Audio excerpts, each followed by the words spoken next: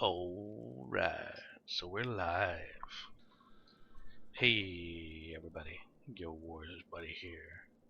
So it's a lovely Friday night. We're spending the whole evening together. I'm fucking with you. Of course I'm messing with you guys. So I'm gonna change the lights here from this red to something a little bit more normal. Just really enjoying the comments. Although I do have a strange thing happening is I have one person disliking the two of the YouTube videos. So I was curious. So I started looking up the I guess the analytics. I was like, who the fuck is disliking and not leaving a comment telling me like what they don't like about it? So it's one of my German subscribers. So I don't know why I spoke nothing but good things about Germany in the last video. So I don't know what's going on there. But if you do have something that you find is wrong with the stream or the YouTube video, or just let me know what it is. And if it's not something that I can change, well, unsubscribe and go away. Because then this isn't for you. So we left off in the Sunspear Sanctuary. So we're going to continue that while we drink some stout, as it is Friday night. I need to get used to this mustache. This is the longest my beard's ever been. I never really grew a full beard until I was in the Navy, and then when you're in the Navy you can't really grow a beard, so yeah. So, what is the next mission? The Great Escape. So get the location of Kos at the captured Sun Spirit from Narshe and Angkor Wat. Where is Angkor Wat? Oh, Angkor. Sorry, Angkor Wat. Arcor. What do they call it? Arcor Ward. Yeah, let's go with that. Let's go into the command post briefly, though. Yeah, Dun Crow's gonna have some missions. That's right, we don't have Zed yet. Do I have Dun Crow with me? Yeah, I have a Sunspear unlocked. Perfect. So, base of prisoners, yeah, so we'll get that. But let's do the Great Escape mission first.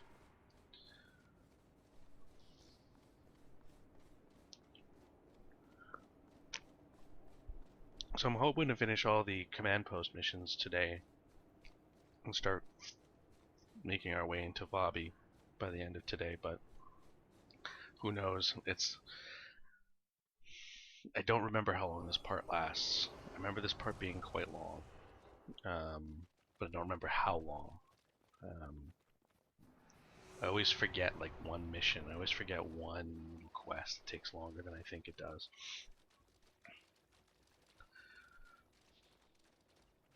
And then over the weekend, the plan is continue on through Nightfall, but also to work on getting myself my Earthshaker build up to snuff.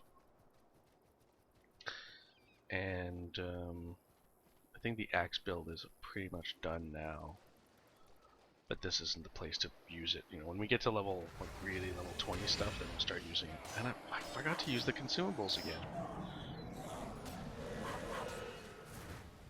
That's something you guys are gonna have to remind me to use because I keep forgetting.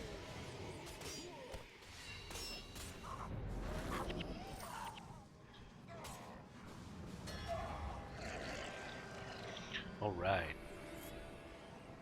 Oh man. I'm starting to remember why this place was a huge pain in the ass.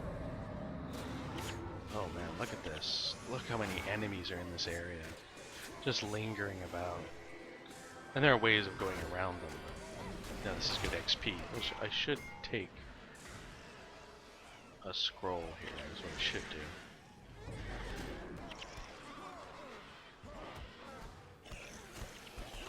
Of course I aggroed from behind. I need to kill this stupid healing bird.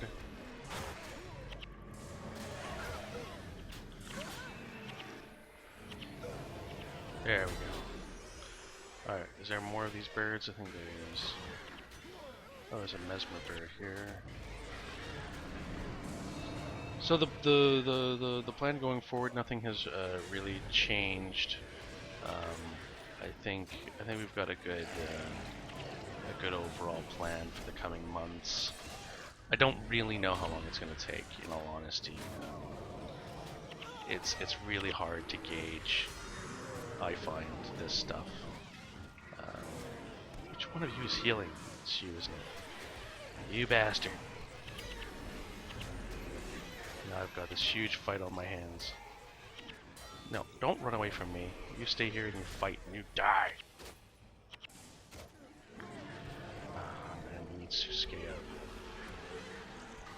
Let's get Susuke up. There we go.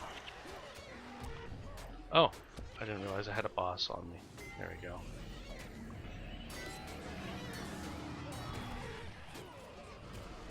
The biggest challenge, I think, is going to come later on when we get into the Abaddon realm, and we're still kind of doing this willy-nilly without a big plan.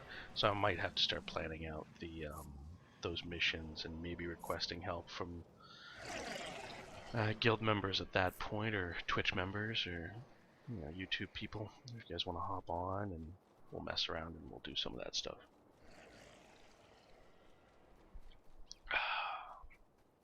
But the early game isn't too bad. Oh, the Mandragora is here, right? Right around here. Oh, yeah, you can see them popping up here. I have to remember that I'm running ahead of my entire party. I remember when we got to this point in the game, as I mentioned in yesterday's video, I absolutely hated the desert. I just loathed being here. Maybe it's because I don't like deserts. That might be might be it. I think yesterday I suggested it had more to do with the fact that I had a problem with being away from greenery, and the desert is just the opposite of greenery. But I think it's more than that. I think I just don't like sand. I never really understood people who were, why is Susuke dying all of a sudden?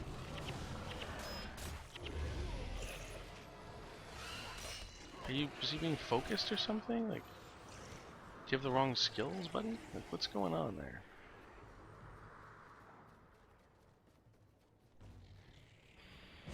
Well, the other thing is that I'm gonna have to spend a fair amount of coin equipping my final heroes with runes, because right now they have nothing. So they're a good 50 health below what they should be. They don't have anything to increase their energy storage or their fire magic or anything like that. So that's going to be in an upcoming episode. I'm going to probably do it off camera because nobody needs to see that. They're just going to be running the standard PVX wiki builds for whatever build it is I'm going to be running on them. Nothing out of the ordinary. I don't plan on. It's going to be, and maybe we'll talk about this and highlight this later on. But it's going to be very similar to what I did with Mike in the past. We kind of had a 7-hero build that we created for general use. When you're going out and just doing what I'm doing right now, what build should your heroes be running? And I think it was 2 Mesmers, a healing Ellie, and 3 Necros. And then you could throw in a melee character or just have 2 real human players. And that was it. And it worked pretty well. At the moment we can't do that because we don't have Master of Whispers. We also don't have Olivia. But once we get to the point where we get Norgu and Master of Whispers, we'll make a quick detour to Eye of the North, and we're going to push into Eye of the North just far enough to get Livia, just so we can get the heroes. It's not going to be in chronological order, but it's how I'm going to build this this character. I want him to have decent heroes. I don't want to have to struggle going through this area. Going through any part of the campaign just because I'm missing out on a couple of heroes. Some of that could be solved by having guild members and all that, but I also don't want the stream to necessarily be completely dominated by people talking to me. You know, people asking questions in the chat is pretty good, but it's different when, you know, someone's literally dominating the conversation. But I still hope to have those kinds of the occasional stream where I have somebody else to bounce ideas off of, or if we want to reminisce. It's too bad Rob's asleep right now, because she'd be fun to talk to about some of this stuff. Alright, so that's done. So then we go over here. Let me just adjust the chat here. Alright, Sean. What do you want? What are you saying? You're a noob. Go home. Noob.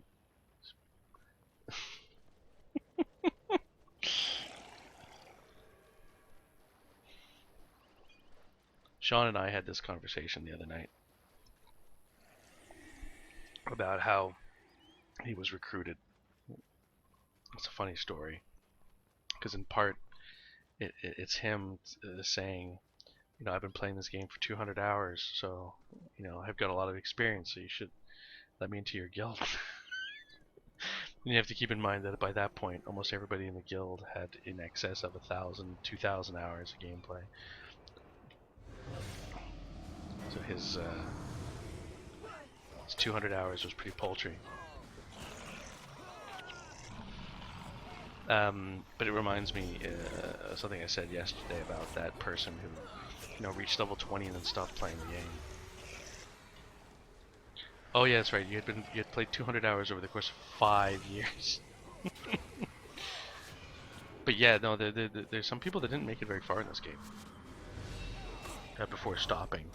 I remember somebody else told me they got to the Realm of Torment and then they stopped. And I was like, okay, that's a weird spot to. I mean, sure, the game gets, you know, vaguely harder. Some people owned all the campaigns but only ever played Prophecies. They just decided, yeah, I'm not playing the other campaigns, even though they owned them. Some people never did Eye of the North, which was too bad, because Eye of the North, I think, was the best crafted of the stories. I really enjoyed the story in Eye of the North. I thought it was well balanced. I thought it made sense. You had a certain amount of freedom of where you could go. I really enjoyed Eye of the North for that. But also because by that point I knew the game pretty well. Like, I had a good baseline level of the game that I was good at. Let's go after the priest first.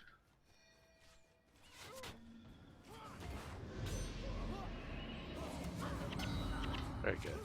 Now the commander.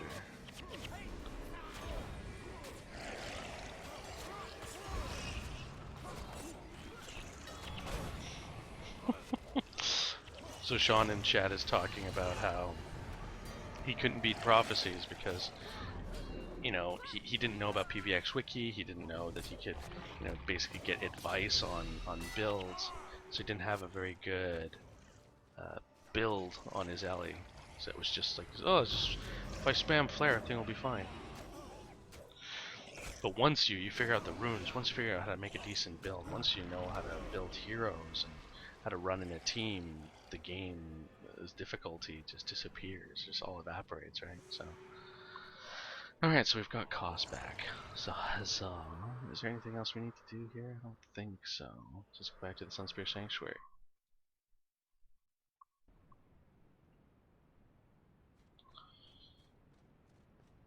We've already got most of the heroes, so boom. And then required hero costs. So let's take Milani out and let's put costs in. Let's make sure nobody's got points that they need to spend.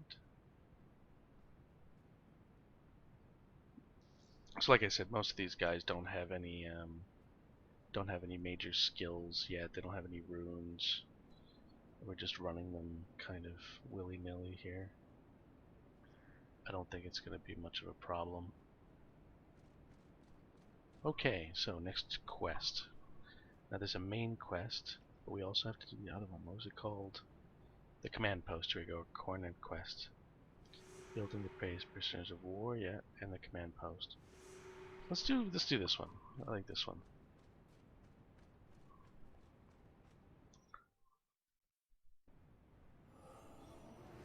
So although I didn't like this command post, I did like this hub-based area that we were in. I liked the fact that we were, going out into the area and gathering intel and getting a base going.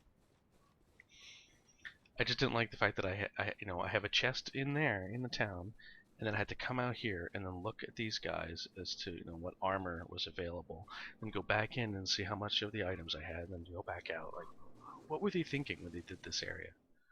There's no reason for it.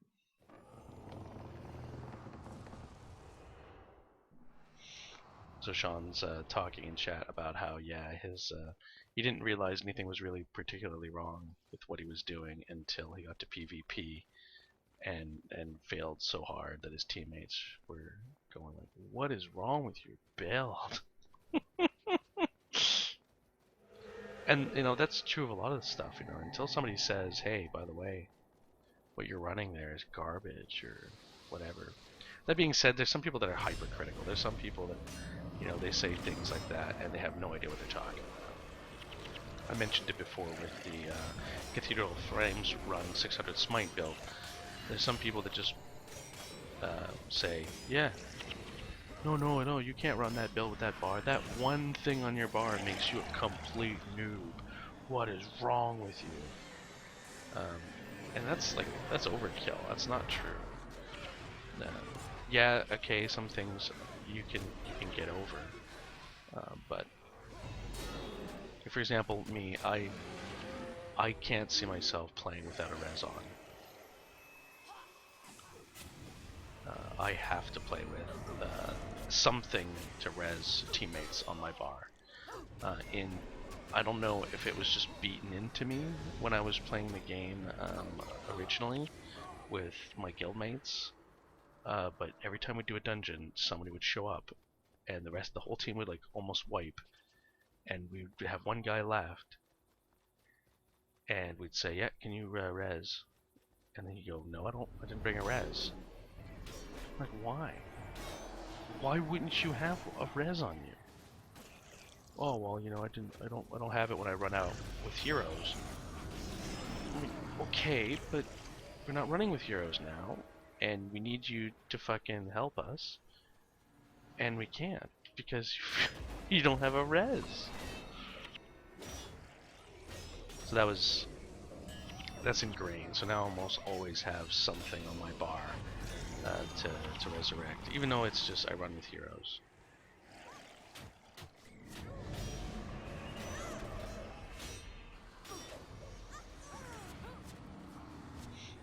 Sean saying the concept of a build didn't even occur to him until he joined the guild. There's a lot you learn when you run with a group of people that kind of know what they're doing. Granted, there's a lot of stuff they take for granted. There's skills that they have that you may not have right off the bat. But yeah, I mean, sometimes there's something to that. Alright, so this quest is done, right? Yes. And a hero shall lead them. Where's that? Where the hell? Oh, in the Sunspirit Great Hall. What the fuck? Gain the rank of Sunspirit General, or be a leader Cormier recruited from a foreign land, which I'm not.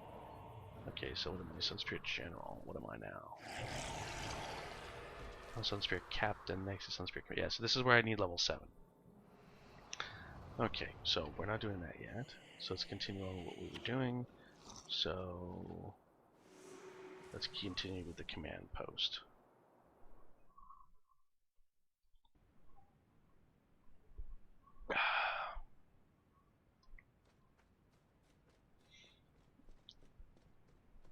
Yeah, when I started playing Warrior, I was saying this yesterday, I was running a hammer build because the hammer did the most, quote, damage in the game.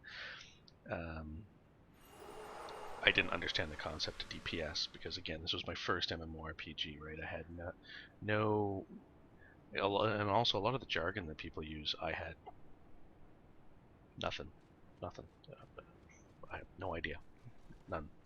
People would say, oh yeah, LFG, and I didn't know what they were talking about. Res is simple enough, but people would be like, oh yeah, you need something to resurrect people. It's called res. And then, oh yeah, that's the, oh, what was the name? DP. Yeah, DP for death penalty. I have to say I was giggling a bit when that started coming up. Keep in mind I started playing this game when I was already into my mid-20s, right? So um, I thought somebody was making a joke. It turns out no. Fool's Luck. Yeah, let's do that. Cossier's. Yeah, let's do all those. Okay, good. Which one do we want to do first? I think I like... Let's do the building the base, the interrogation. That's pretty easy. Yeah, we just go out into the Marga Coast.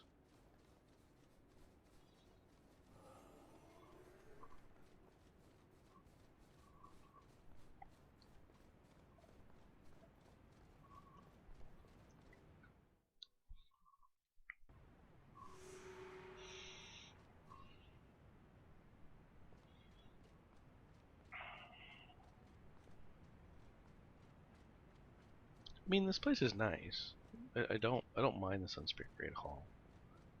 I think it's a bit odd as a location.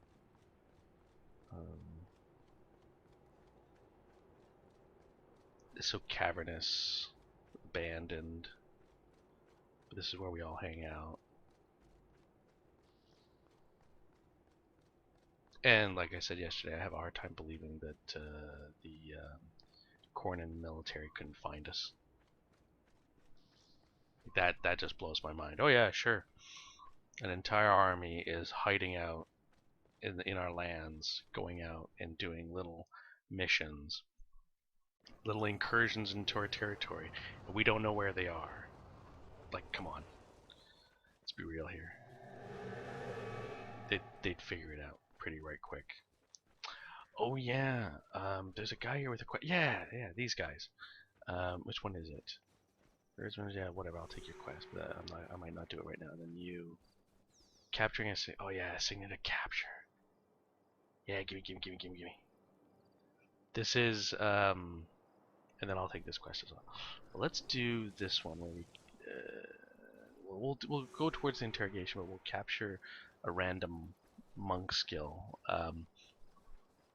So this is the first elite skill I ever got. This is when I started making my heroes just a little bit better by capturing some elite skills.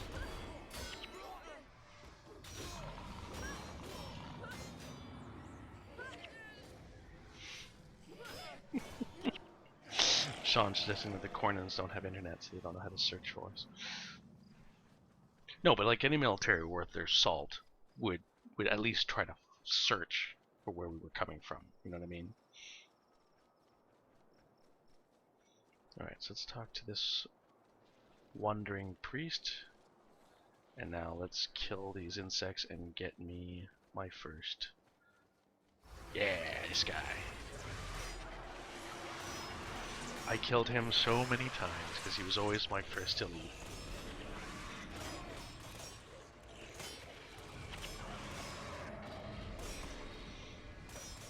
I don't even remember what elite he has. Is it word of... Oh, it's light of deliverance.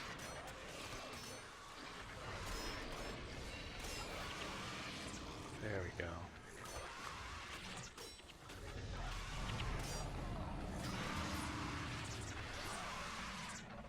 Alright, let's capture the skill. A boom. And a level up. Huzzah. And sometimes shit just works out. So there we go, so now I can heal myself. All party members are healed for 5 health. Oh. Back aggro. Of the bloody Cornans. When hard mode came out, I guess it kind of fixed this issue that I also had with regards to suspension of disbelief. What are you talking about, salt, Sean? But why was it I couldn't clear these castles, or that clearing the castles didn't give me some kind of achievement? Because I would have thought like almost like I don't want to say capture the flag, but capture the base. You capture the base, you destroy, let's say, the one castle, the one fort in Marga Coast. Um, I should get something for that. Now there's an elite because there's a dervish in there, and all the avatars are inside um, one of those fortresses, which I found fascinating.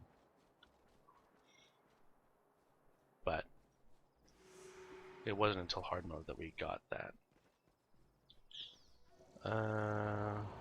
Ben, where are you? Have you seen any other sun spears? Okay. I don't have any more questions, and then I ask her, and I say kill him. Alright, and then we go over here and fight these guys.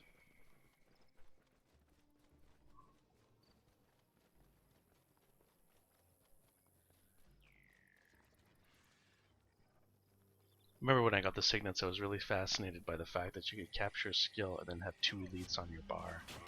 And I kept thinking about like how could you exploit that fact?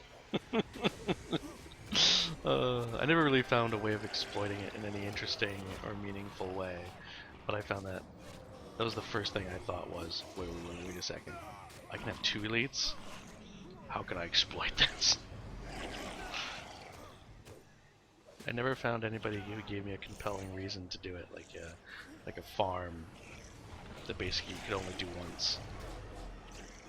Because that's what it would be, right? Go out, you capture the skill, and then you can only until you give up that second elite. Okay, so that's done. So let's do some other quests in this area since we've already started clearing it. So that one's done. Lead the Cornan peasants to the safety of the Sunspear Sanctuary. What Cornan peasants? Oh, these guys. Oh yeah, we have to wait for them to stop talking.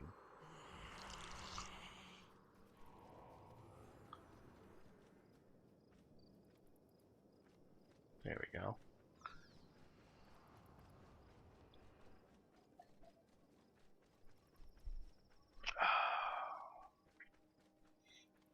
This is the same beer I drank on the first episode. Dark Matter. It's a good beer. I'm sad I lost my favorite beer, Sea Dog, which was made by Vancouver Island Brewery. But they got bought out, and they changed the recipe, and they altered the packaging, they altered the flavor, they altered the name.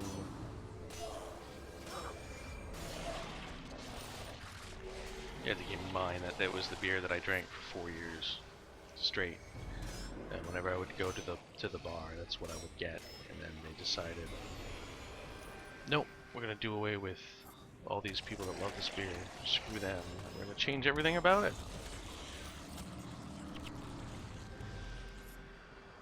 Okay. Now, if memory serves, I have to come back here with Milani, and that's where we start fighting the Abaddon Gaz, the guys from the Realm of Torment. Alright, so I bring these guys back to the door.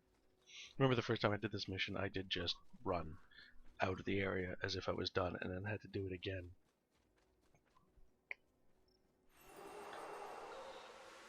Oh, you give me another one. Oh, thanks. And some XP, huzzah! And some Sunspear promotion points. Yeah, General is coming up, so I need twice as much as I have now. Well, we're getting in a lot quicker, so yay. We just have to be careful not to go through the door. Hello, Guardsman Banshee, or Basil. Bassi. Right, Bassi.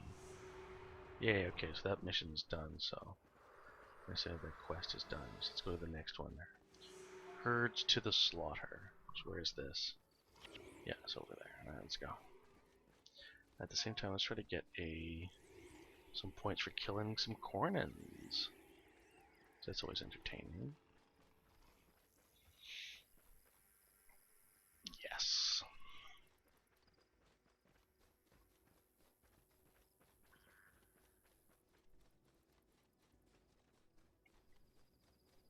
See, I don't understand the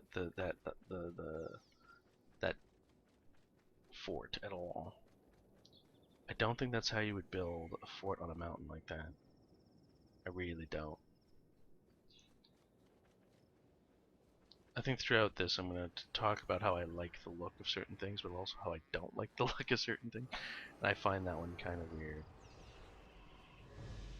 There's the priest. There isn't one in here? There's a scribe. But, yeah, that doesn't look like... Why didn't you use more of the mountain? There's no reason for this tower here. There's really no reason for this wall, almost.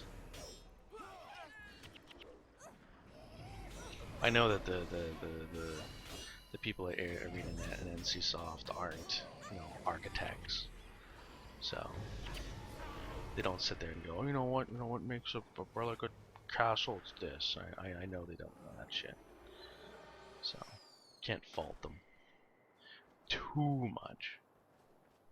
Let's go talk to this guy. Yeah, let's go down there. But still, it's a bit odd. And like I was saying the other day when we were looking at the architect, the statues on Istan, like there's no way that they would survive. But then again, this is a world of magic, so maybe they're being held together by magic. Right, where are we going? Okay.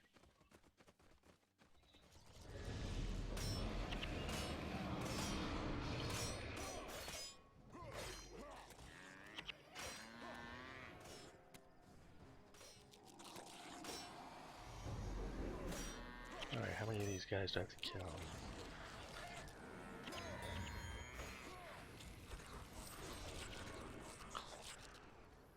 Alright, let's go.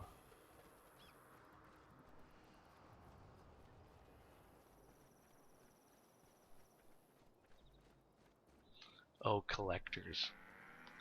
Before Nick the Traveler, I found collectors so strange. There are a few items you can get that are almost worthwhile.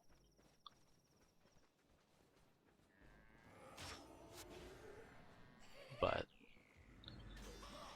oh, fuck, I can't remember where it is. Is it factions where you can get a set of max out armor? Not prestige armor, but just, you know, maxed out armor for some items that you find in the zone. And it saves you a lot of money doing it that way. But I think it's just the helmet you can't get that way. You can get everything else but the helmet.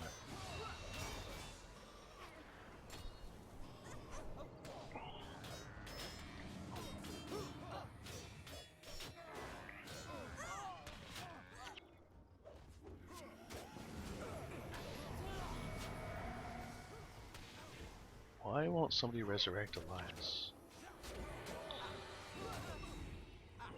I'm gonna have to work on my build for my my heroes because they're getting their asses handed to them, you know, really early on in the game. And again, they have to be level 20, so I have to level them up. Alright, let's continue with the herd.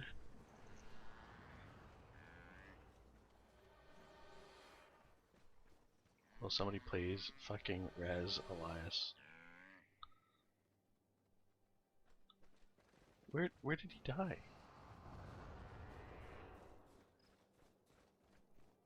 I don't even see him. Alright, I'll follow the herd. I'll do without Elias for now. We'll find him later. He must have gotten stuck somewhere. That's strange.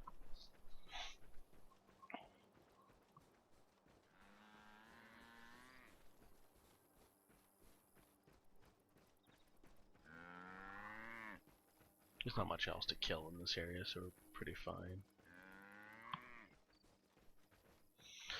Oh, we should go into Nundu Bay when we get down there. Yeah.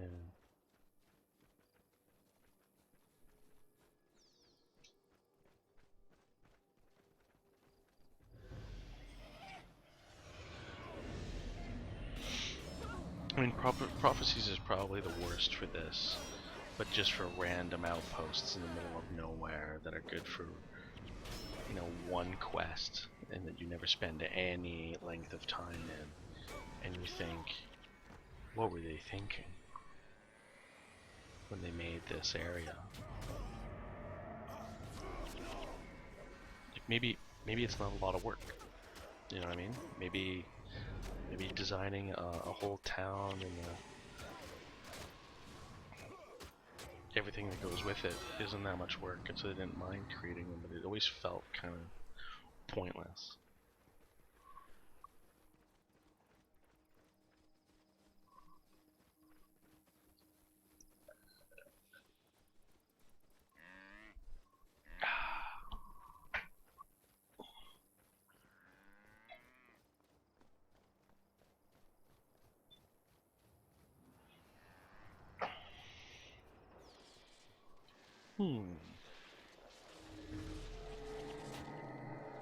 Now I can't earn adrenaline, so there goes most of my build.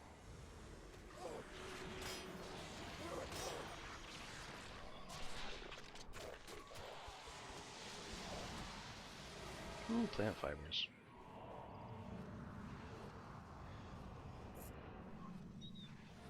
Alright, so this quest is done, right? Yep. Cost elixir isn't here. We need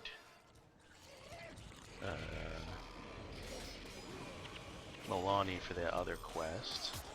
A foolhardy father. Speak with Dunkara. Meet with Zundash. Meet with Zundash where? Oh, okay, in Yolan Haven. Okay.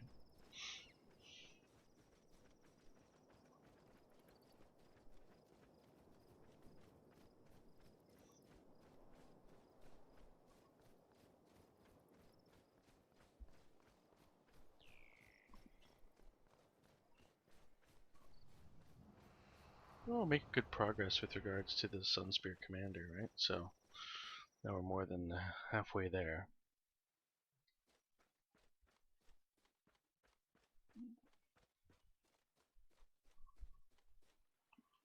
Let's start handing in these quests.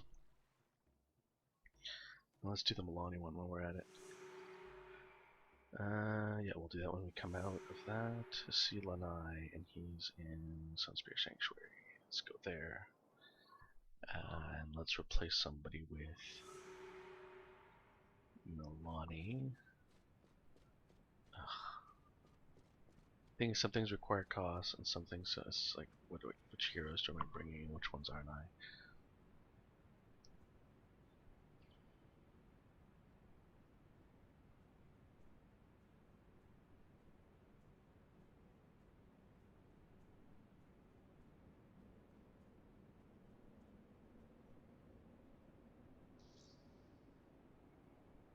Well, we'll replace costs for now with Milani, and we'll go and we'll do that quest.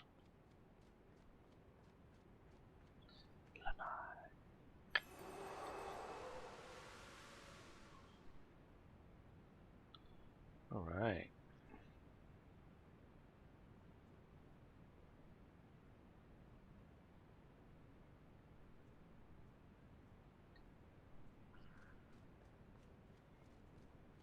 She doesn't have another quest for me? Man.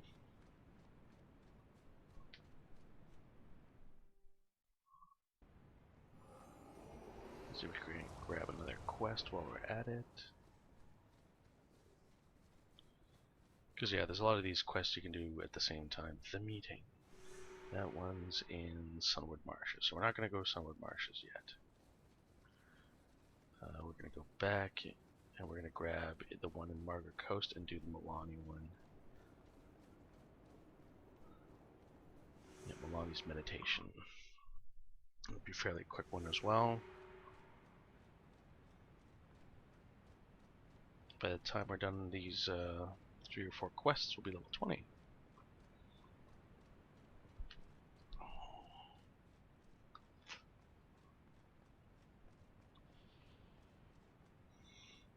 If when one of the things that sold me on this game when I started playing it,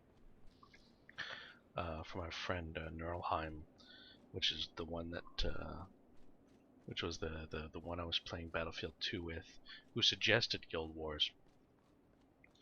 One of the things the attractive parts of this was the fact that you hit level 20 so fast. You know, that the low level stuff, that's tutorial. That's just getting you going. Now, if you play Prophecies, that's not true.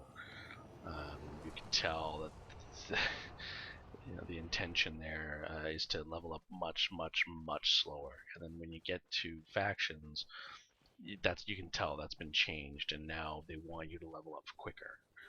At least that's the impression I got. And I really enjoyed that, because I was hearing people talk about WoW and struggling to get to level, I think 60 was the cap at that point, back when the people were struggling to get to those higher levels, and then it was all about endgame content, and I found that kind of strange to play so much of the game at a lower level, because I felt that it must be hard to balance that.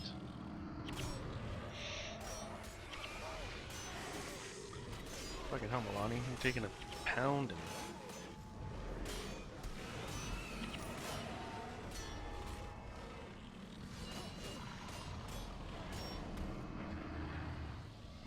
bottle rockets.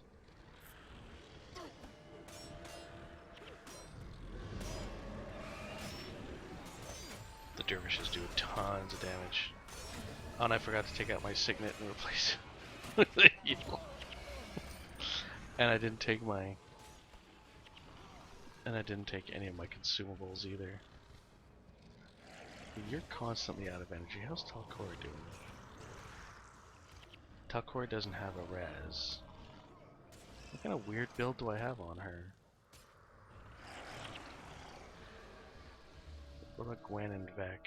They also don't have reses. What was I thinking? Alright, everybody's resurrected, everybody's alive, we're all good. Alright. Apologies for my bad gameplay here.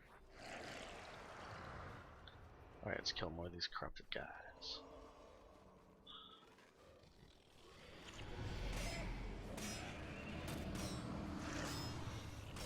No, but I really enjoyed the fact that you got to level 20 pretty quickly. Green items, unique items, were so fascinating to me that you could just get them cheap. They were being sold by people in Spamadan for almost nothing. If you finished factions or Eye of the North at the end, you could choose one with whatever stats you wanted. The only difference was the skin, and the fact that you could have maxed out armor, maxed out weapons, maxed out skill points fairly early on, and then everything else after that was just gravy. Attracted me very much to this game.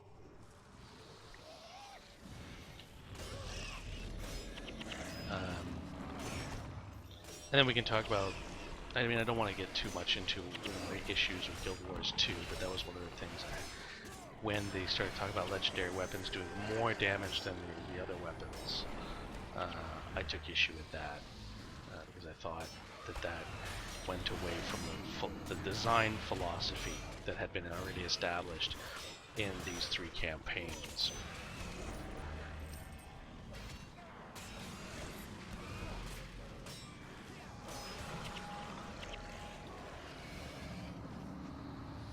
Alright, is that all? Oh no, just a lot more.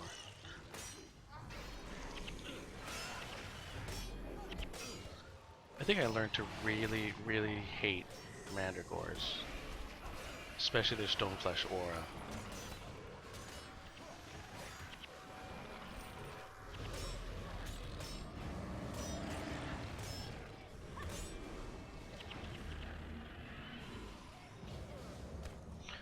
Also, at this point in the game is where I realized that things could go beyond level 20, because the way that it had been explained to me is maximum level is level 20. Then you get here, and then you start to face stuff that's level 21, level 22. later on, level 26. Then hard mode comes out, level 28, level 29. And you go, what is this?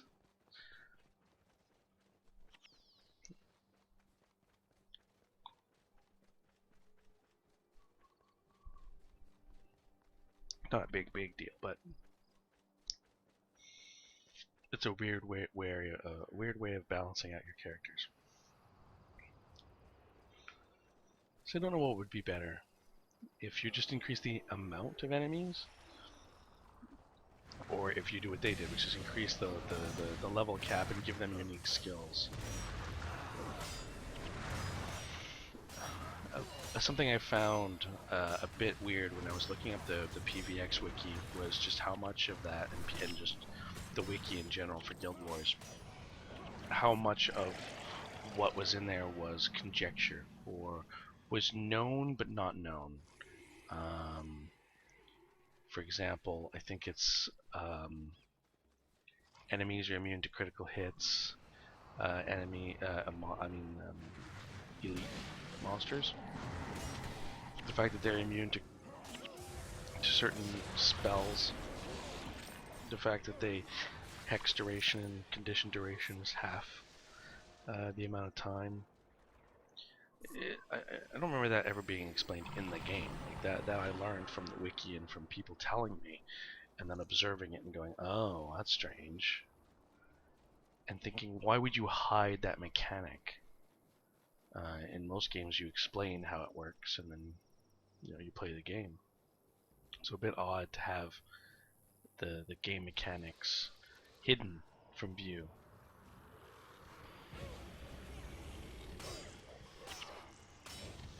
In a way it makes sense, because they don't want people exploiting, they want some things for you to discover on your own. But I didn't think it was that strange of a game mechanic to explain. I mean, the Noob Island is fairly large. It takes a fair amount of time to get through it. I mean, what did it take us? About 7 or 8 hours? 7 or 8 hours is not a small amount of time. That's enough time for you to, explain how monsters work.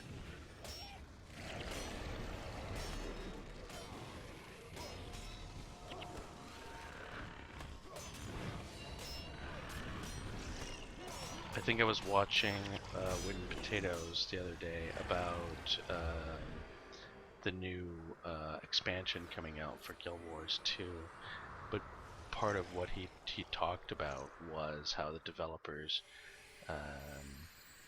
like things to be a surprise.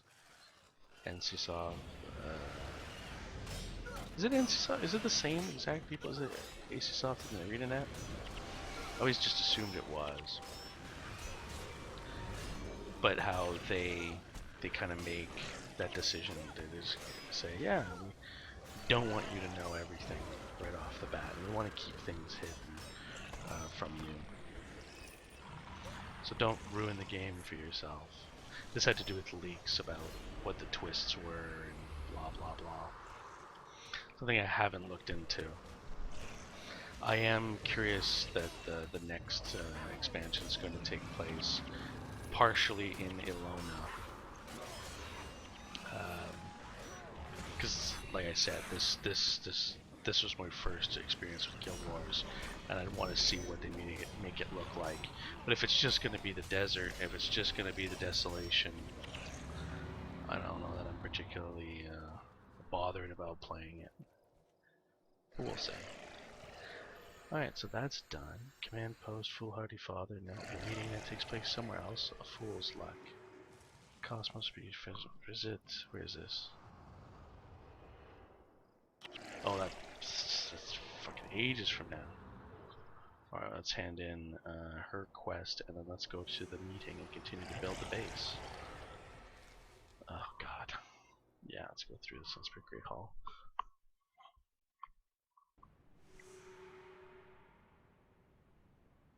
And let's replace my skill that I'm missing.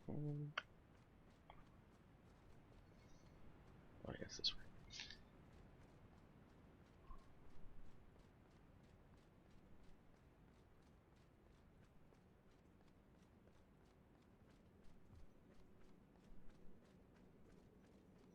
I forget the name of the area. It's gonna be over here. There's a huge temple. Sorry, it's not the Grand Bazaar. It's part of that. It's like a huge palace, and there's a mission that takes place in there, and you can go there in the explorable area, but it isn't an area that's a town that you can go into out of combat, which I was disappointed in because it's such a fascinating area from an architectural perspective. I really enjoy the symmetry of it. It's too bad they just made missions in it and didn't make it part of a town that you could actually go in and spend time in. Alright, so now let's do the meeting. Let's not go through this door, because then it's going to take us somewhere else.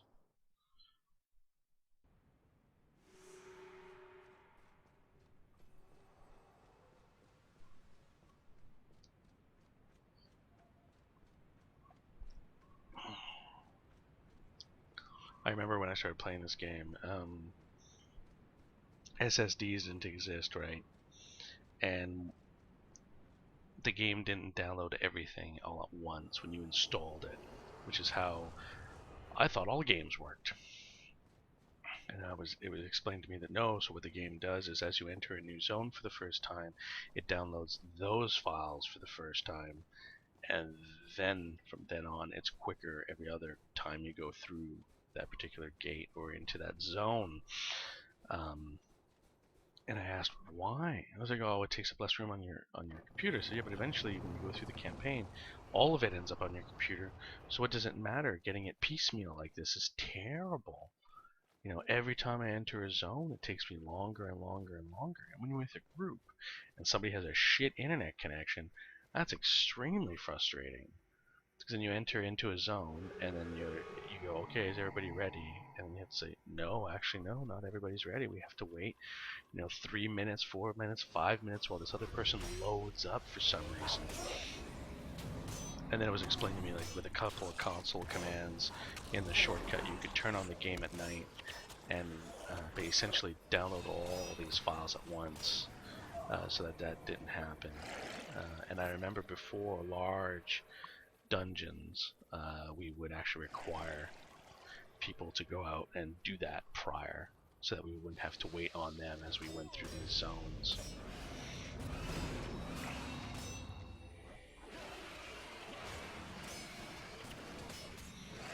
So yeah, like I was saying earlier with regards to the Sunspear Rebirth Signet, or just having a res on your bar, like even this kind of res was considered kind of a no-no.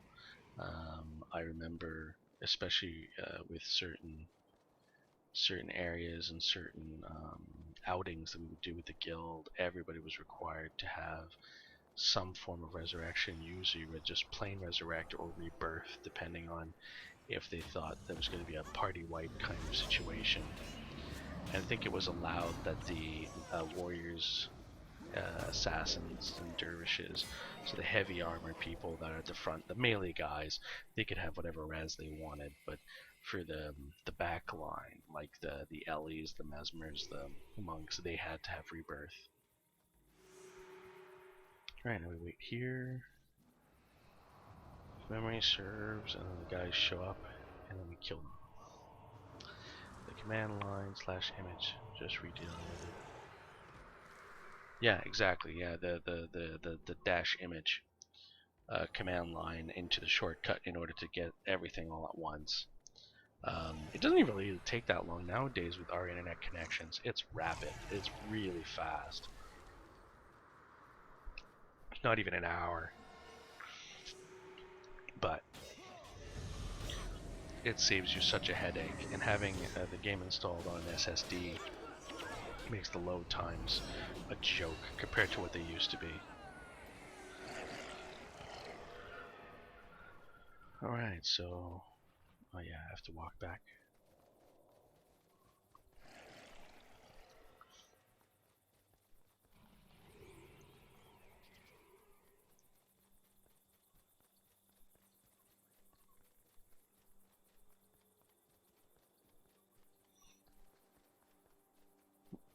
Mango Slurpee, what was super slow? The dash image?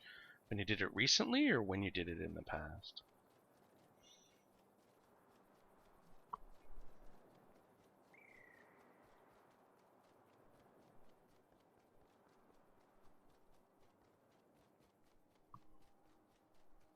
Alright, I'll just wait here for them to come back.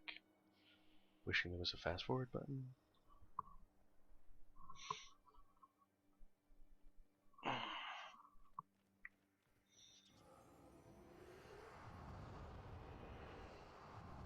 You can tell ArenaNet and NCSoft didn't have me in mind when they build some of these. Oh, recently it was slow. Huh, that's strange. But these kinds of missions where you have to go back to a point and wait for their shit AI to start walking. Why? I think in some areas the AI won't even move unless you're near them. Alright, here they come. If memory serves, if you stand there with the warrior skill like charge and you make them run faster, they don't run actually that much faster. Which is funny.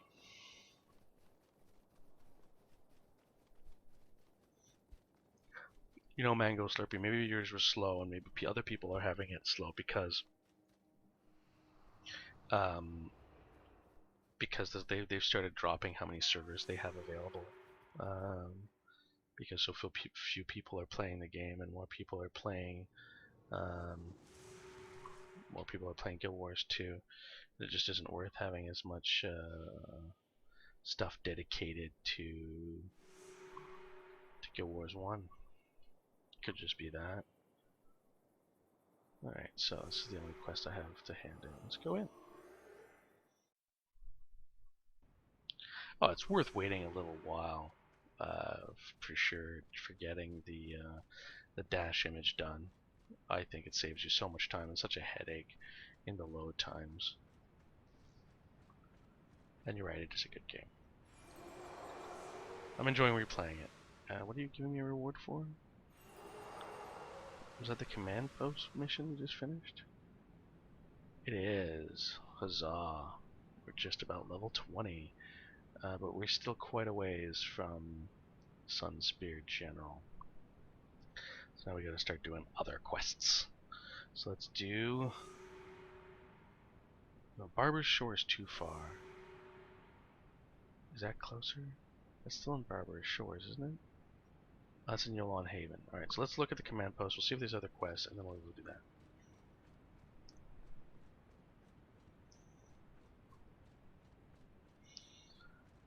You know, the worst part is with the dash image, I don't even remember that being on the wiki. I remember that being somebody in the guild having to tell me how to do that. That should be an option when you install the game. When you like boot up the game, at the load-in screen, there should be a button, download cache. You know, or to reduce load times, would you like to install all files now? And you should just click that button, and the game should go, okay, and do it then.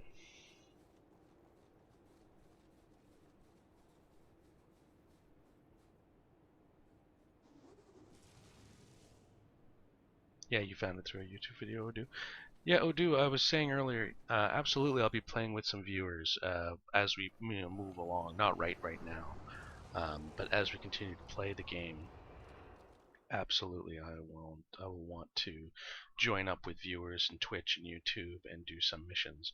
Right now, no, I'm just trying to rush through this area, and my heroes are pretty much good enough.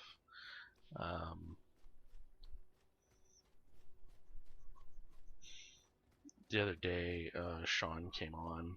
I had some German friends come on, found me, and gave me some items and some money, which helped me out immensely. So progress has been made. A foolhardy father. Is that what we're doing yet? Settle Letus's debt with the Corsairs. This is also in the Barbarous Shore. That seems like such a long way to go for a couple of quests. Is that where I'm going with costs, elixir? Let's make sure we're all going to the same area. No, that's in Angkor Wat. Not Angkor Wat. Arjok Ward. For fuck's sakes. And then this one's in Barber's Shore. Alright, well let's do Koss's Elixir. Memory serves, doesn't it make him tiny or something? That's what I remember it doing. Where the fuck am I going? Nobody knows. And before we go, let's make sure everybody's used up their skills. Death Magic. Divine Favor. Wait, don't I need cost for this? Required, yeah. So let's take Milani out and let's put cost back in. Oh, he's level 17. Man. Lame.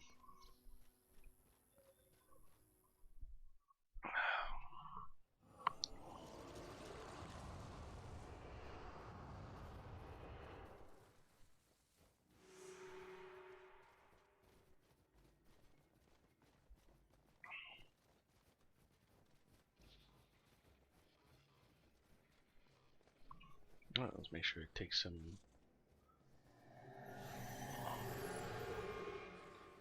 Let's go kill us some bugs.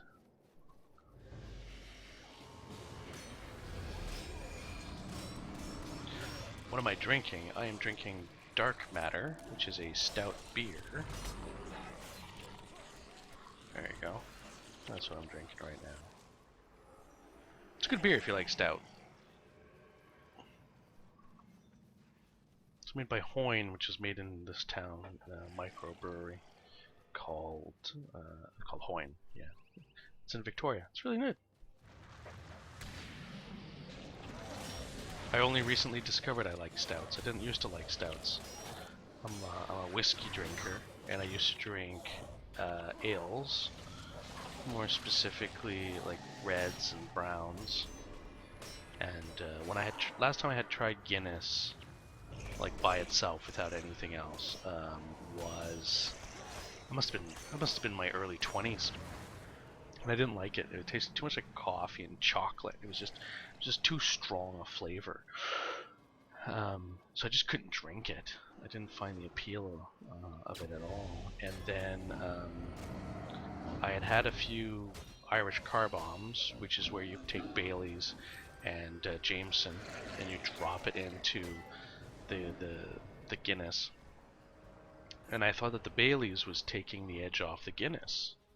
Remember, this was fairly recently. This is like in the last 3 or 4 years. And I said, oh, this is good with Bailey's in it. The flavor of the Guinness is tolerable. What I hadn't realized is I was actually starting to like the Guinness because I had, drank coffee for a while, because my whiskey taste had developed that I was enjoying stronger and stronger whiskeys. So I actually liked the flavor of the stout. And then fairly recently, when the let's wait a second here. Let's let everybody catch up. So fairly recently, when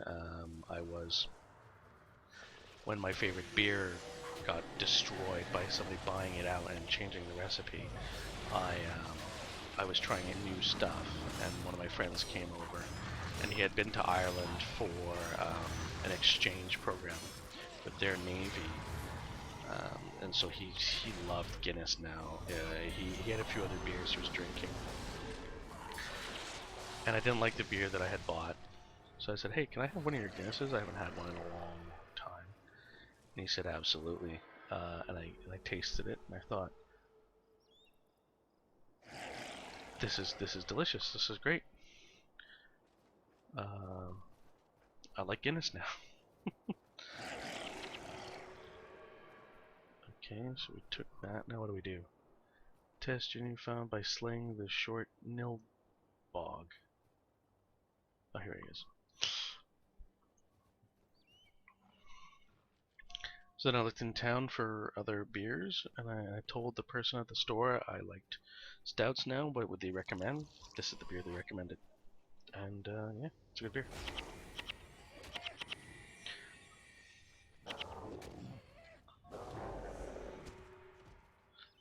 Wait for it.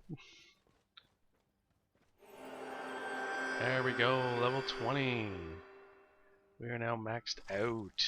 Huzzah. Alright, good. So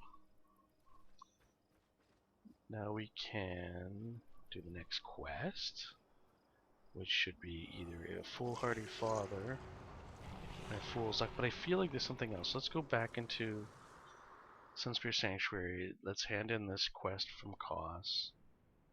Well, let's see if Koss has another quest now that his quest is complete, and then we can move on from there.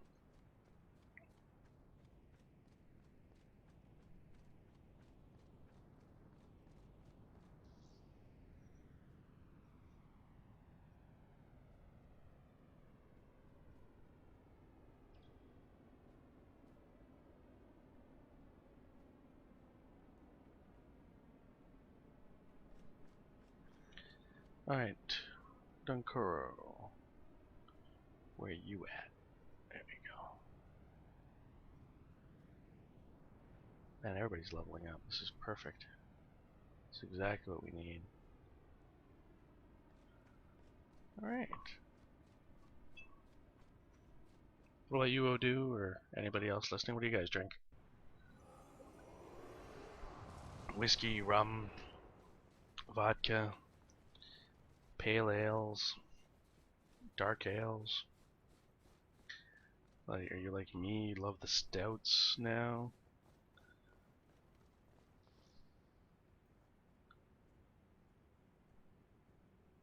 I think I'm gonna go out Yolan Haven to go to these next two ones.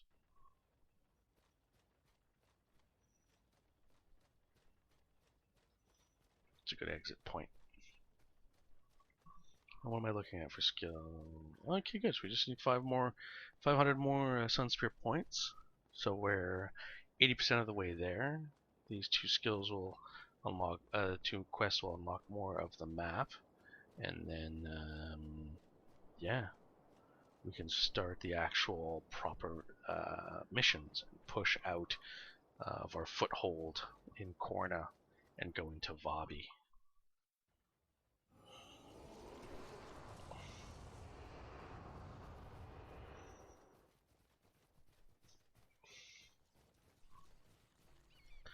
Man, I lost half my Twitch audience. Talking about alcohol is terrible.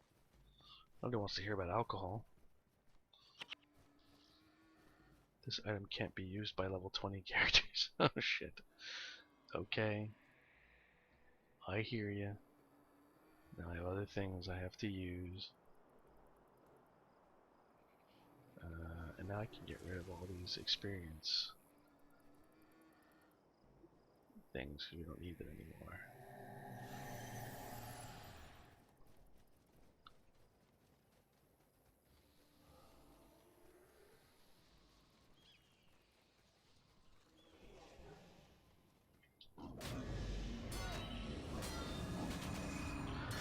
Oh, do Scotch. I like Scotch. I've had a lot of different kinds of Scotch. The big problem is being in Canada,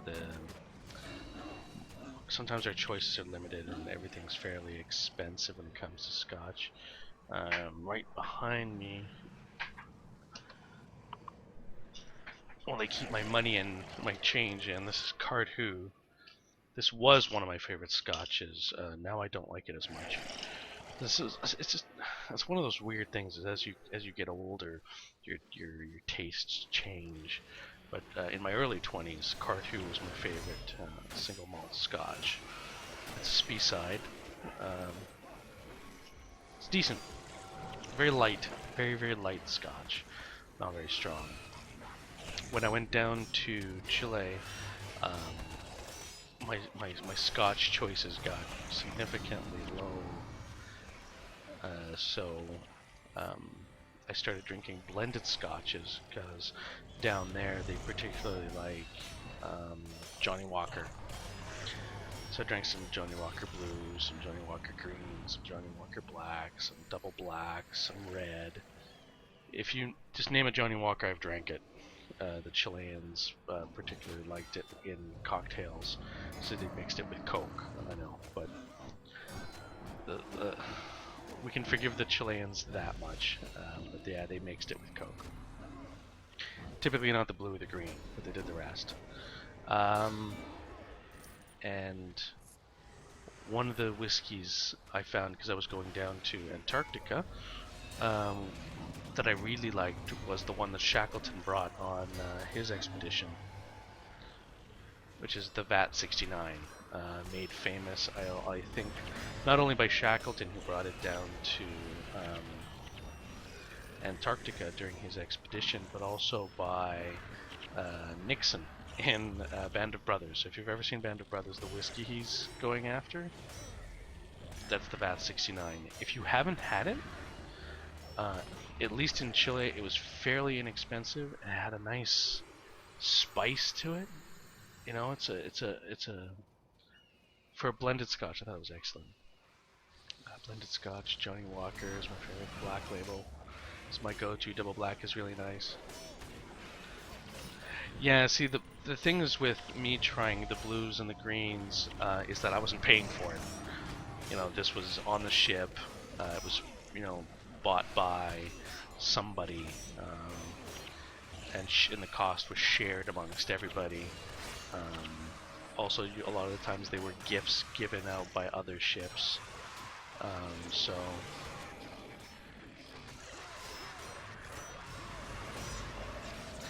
I mean, if you like the Double Black, if you like the Black Label Johnny Walker, you'll like the blue and the greens. I can tell you that much. Slightly smoother, I would say lighter. Not as pronounced flavors in the blues and the greens. So if you're looking for a robust, punch in the teeth kind of blended Scotch, you're not going to get it from the blue and the green.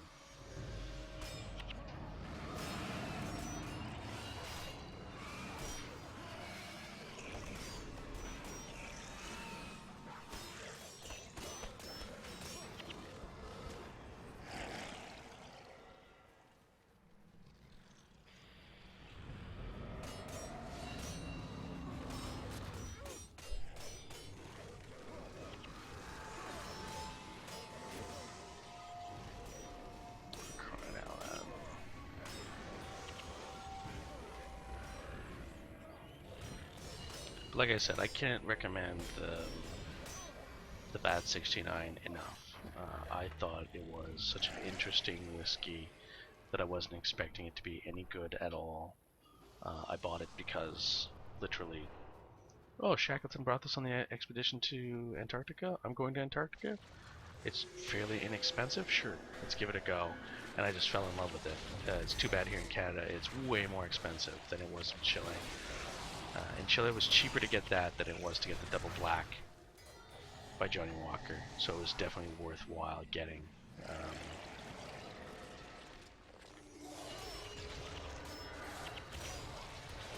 Fucking Bocas. Die! Like, this doesn't make any sense, a necro plant. Like, come on. Better eat your vegetables. Don't want your undead plants to come and try to kill you.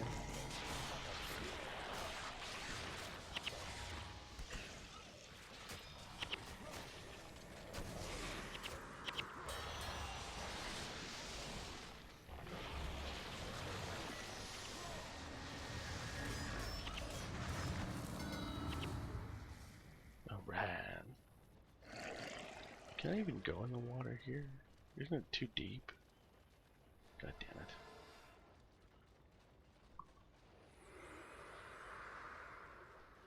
I was so fucked up when I didn't bring Whirlwind, I brought Gash instead. Not a bad skill, it's just not the right skill. Alright, Dunkor, you got some energy? Everybody's healed now? Alright, let's go.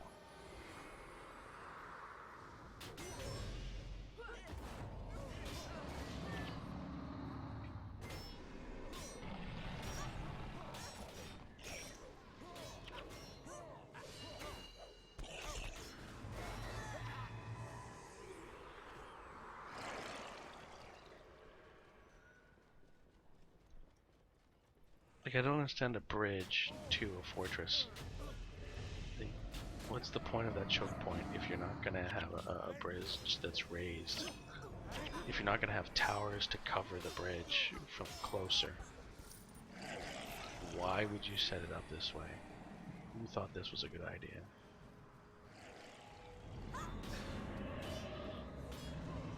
Cornyn Siege, no! Kill him before he brings down artillery on our heads.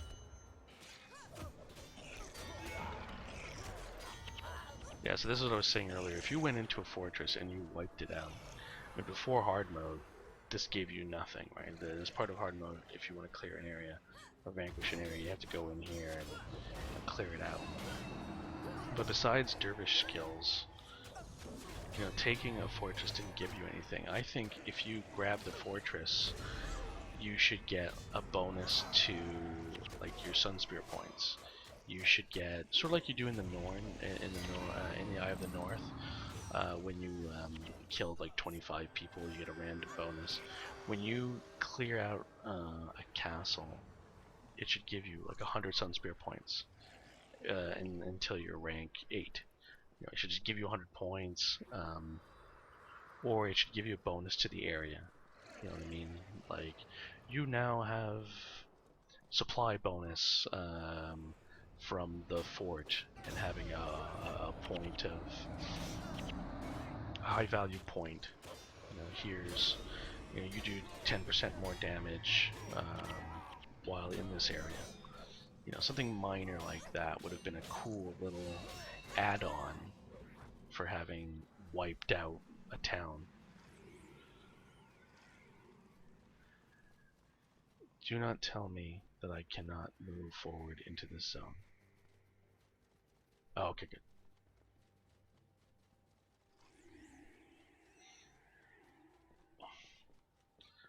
Oh, we're gonna go hot gates on these guys, huh? Just go around it. Alright, so let's... Anybody else get some new skill points? Cost, you do, so swordsmanship. Let's take it out of tactics, give it to you in strength. And now let's add to this by giving myself Whirlwind Strike, or Whirlwind Attack. What's it called? Whirlwind Attack. Whirlwind Attack, there we go. Alright, we're good to go. Let us push on.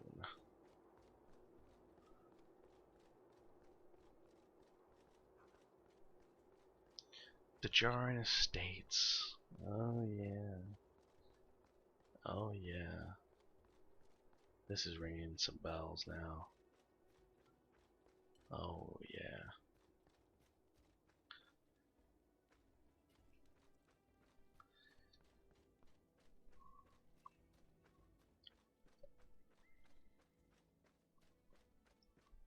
I like the Jarran Estates.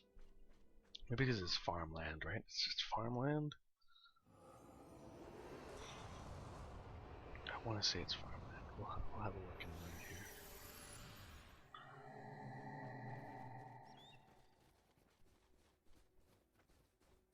What are you here for, Hogan the Unpredictable? Don't worry, I won't bite. You're unpredictable. I don't know that. How am I supposed to know? Oh, the Hecate. Oh, the fucking Hecate. One of the weirdest goddamn creatures that made no sense to me when I started playing this game. I was so confused about the Hecate. Why are there frog people? To me, that didn't make any sense. In terms of suspension of disbelief, there's a lot of things I could accept, but the Hecate was just one of those. Excuse me? I felt the same way also about the Tengu.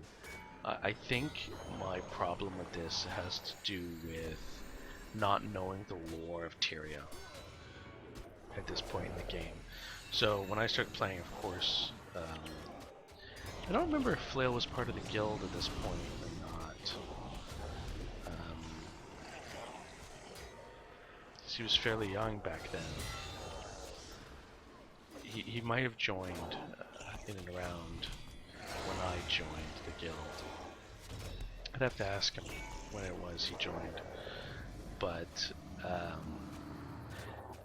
until I started watching his series, his LP, I didn't question much about the lore.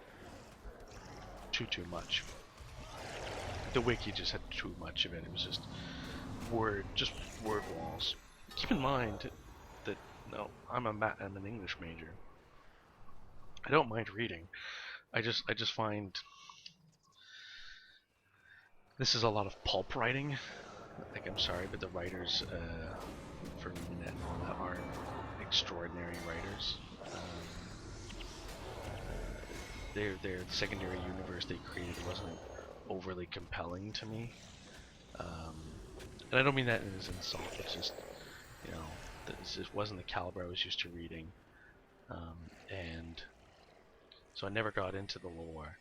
And then when Flail / Wooden Potato started his lore series, which was part of his Let's Play, that became way more interesting. What are these guys here for? Is this part of the other quest I'm here? Foolhardy Father? Or is that also in the other zone? So it wasn't until then that I learned more about the fact that the Tyrians were kind of colonists to Tyrion. So, yeah. I knew very little about all that stuff.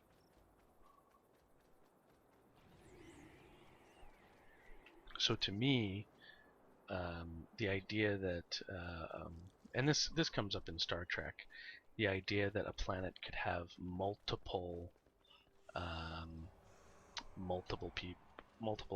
species that achieve sentience was far-flung. Like, I have a hard time believing that. It happens briefly in Star Trek in a few instances, but normally it's extremely rare. Normally, when a planet reaches a certain point of evolution, there's just one species that manages to reach sentience, and everything else is destroyed or bred out. So that's why I had a hard time with the Hecate. The Hecate, to me, in Nightfall, was the first occurrence of a secondary species. Like, the Corsairs are human. Okay, we don't agree with them, but you know they're just humans we don't agree with. The Hecate is a whole other species that has weapons. You know what I mean? Even if they're just Bronze Age, you know, the fact that they're intelligent makes no sense. It's also the problem I had in Star Wars with Phantom Menace, the idea that on the planet of Naboo there was more than one sentient species. As stupid as the Gungans are.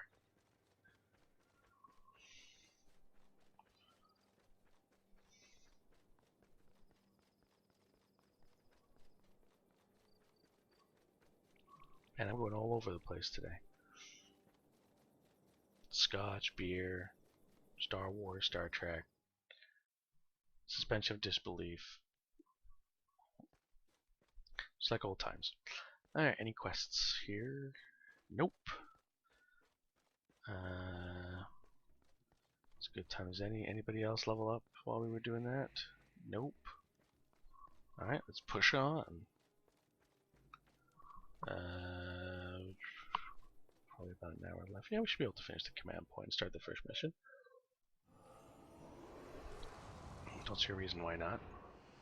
We're making fairly good progress, and none of this is overly difficult. We're already level 20. Most of our heroes are level 20. I think Koss and Milani are going to be the two holdouts. Oh, fucking Hecate.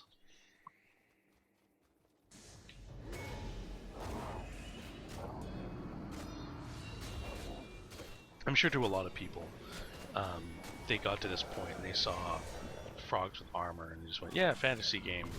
That's totally not a big issue. Who gives a fuck, right? It's just flavor enemy, blah blah blah. But I don't agree.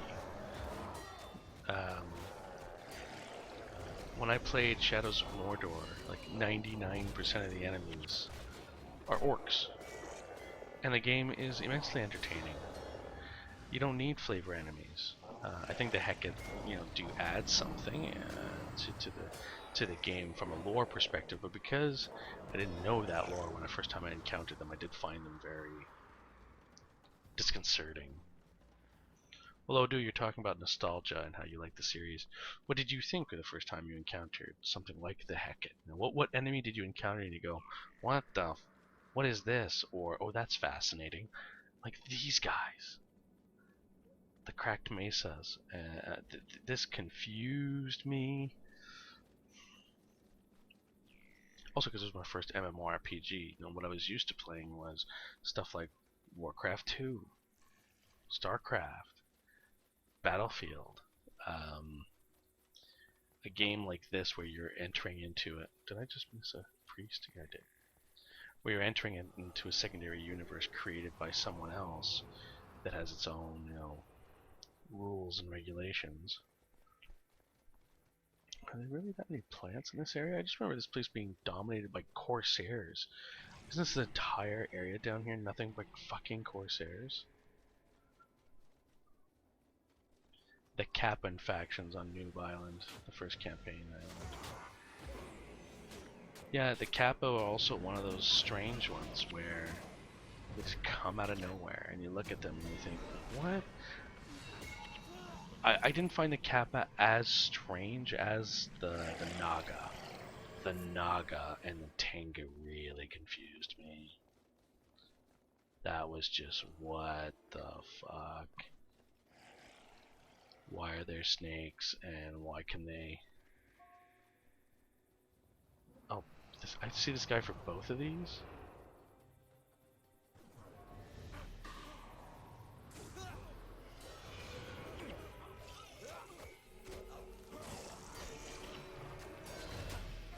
Oh, there's two quests here. Okay, cool. Do the Kappa have weapons? Why do I remember? Are the Kappa like the Hecate? Do they have weapons? Or are they just weird half turtle seashell things? Because the Naga have weapons. They're mainly like sorcerers and whatever.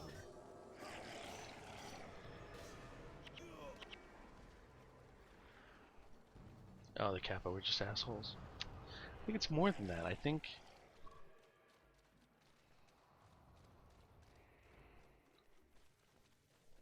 Fuck, don't they have something? Okay, so what's the next quest? So are we done? Okay, so see long for your reward. So we're done these two, so now we're just here, already in the zone.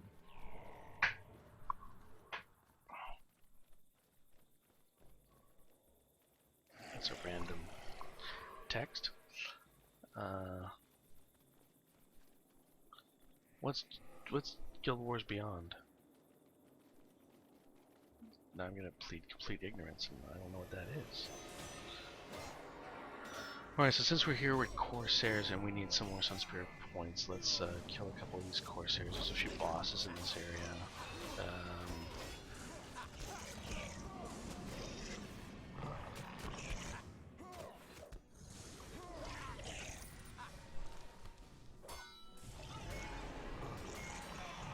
See, why are Bosons healers? That doesn't make any sense to me. From a Navy perspective, Bosons are the guys that handle ropes and do deck work. Yeah, the guys that do deck work, they're the ones that'll heal you. What?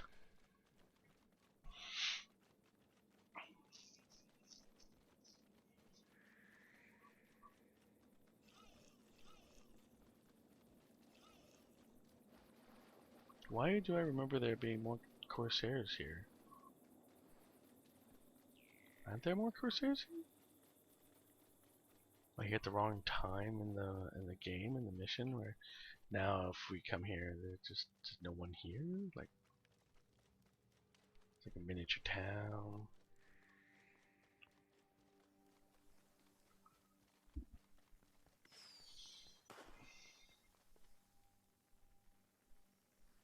Oh, the Warren Kryta. Um, I really enjoyed Eye of the North, if that counts as Guild Wars Beyond. Hearts of the North. That rings a bell. Wasn't that just like making Gwen and that other dude fall in love or something? I feel like that was it. I feel like all of that was just for that one reason and for nothing else. Warren Kryda. You know, I don't remember much of Warren Kryda. I played it, I got the oppressor weapons, and that was it. Like, I don't remember playing it too much. I don't remember who we were fighting. Yeah, yeah, Heart of the North. Yeah, just basically just Gwen. I remember doing that, and I was just like running around the entire map, looking for what's his face, Thorn. What's his name? God damn it! But I do have to say that I didn't particularly find the Warren Kryda that memorable.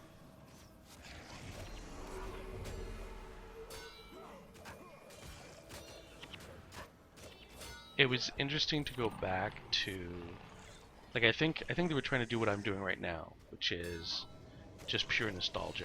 Hey, let's go back and you go through these parts of prophecies over again, but this time there's new things to do. So let's use an existing map and let's get you, you know, playing the game again. This time for different rewards. So these low-level areas now are worth seeing again, kind of a deal. I think that was really smart on their part.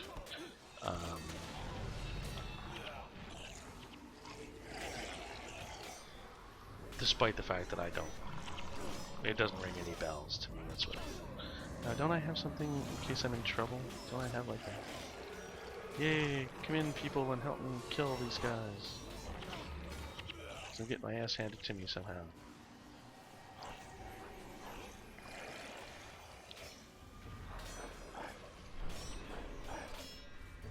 So that's a good point. I mean, one of the things we'll consider, depending on how quickly we can get through the series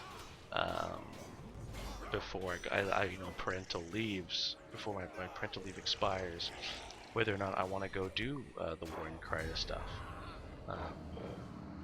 Like I said, it wasn't a big deal for me. It wasn't something that I even remember very strongly about one way or the other.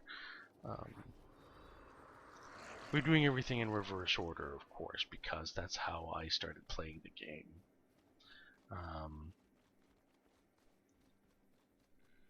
I fell in love with this game in Nightfall. And then factions expanded on that. Prophecies was just to kind of understand where people were coming from, because as I was playing all the time, the guildies would say, oh yeah, but that's because of this, or oh yeah, that's because of that, or oh man, pre-searing Ascalon was beautiful. Oh yeah, that's right. Oh yeah, I still have a character in pre-searing. I was like, what the fuck is the searing? What are you people talking about? As I think you have to consider, like, I was completely ignorant of a huge part of Guild Wars lore. And it wasn't until...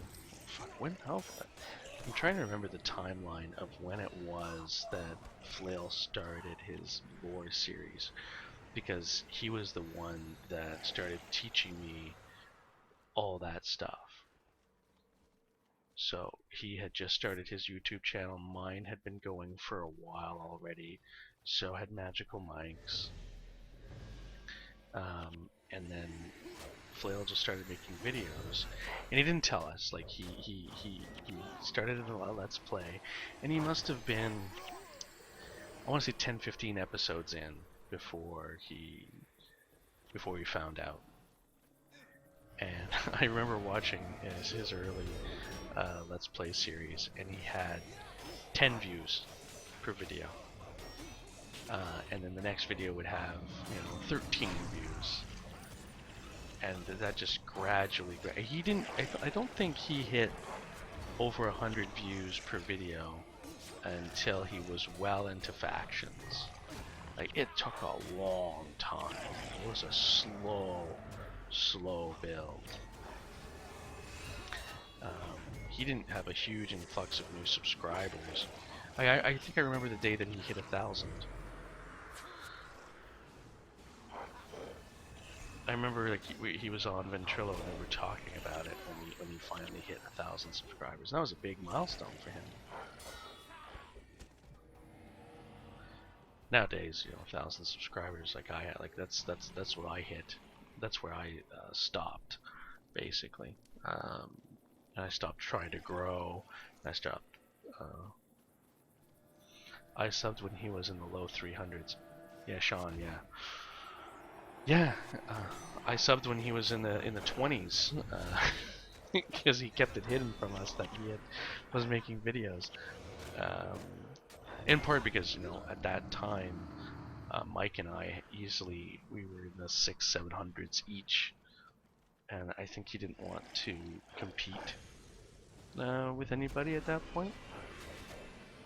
I think me, Mike, and him were all at about 1,000 subscribers at around the same time. I think me and Mike hit it first. Definitely Mike before me, I think. But then I had no more content to make. When by the time Flail hits Eye of the North, I think in his lore series, like I'm done with the game. Like, I'm barely playing anymore. And again, this is where like my memory of the timeline kind of gets weird, because I don't remember at what point Guild Wars 2 starts coming out. And we start talking about Guild Wars 2 and everything starts becoming about Guild Wars 2.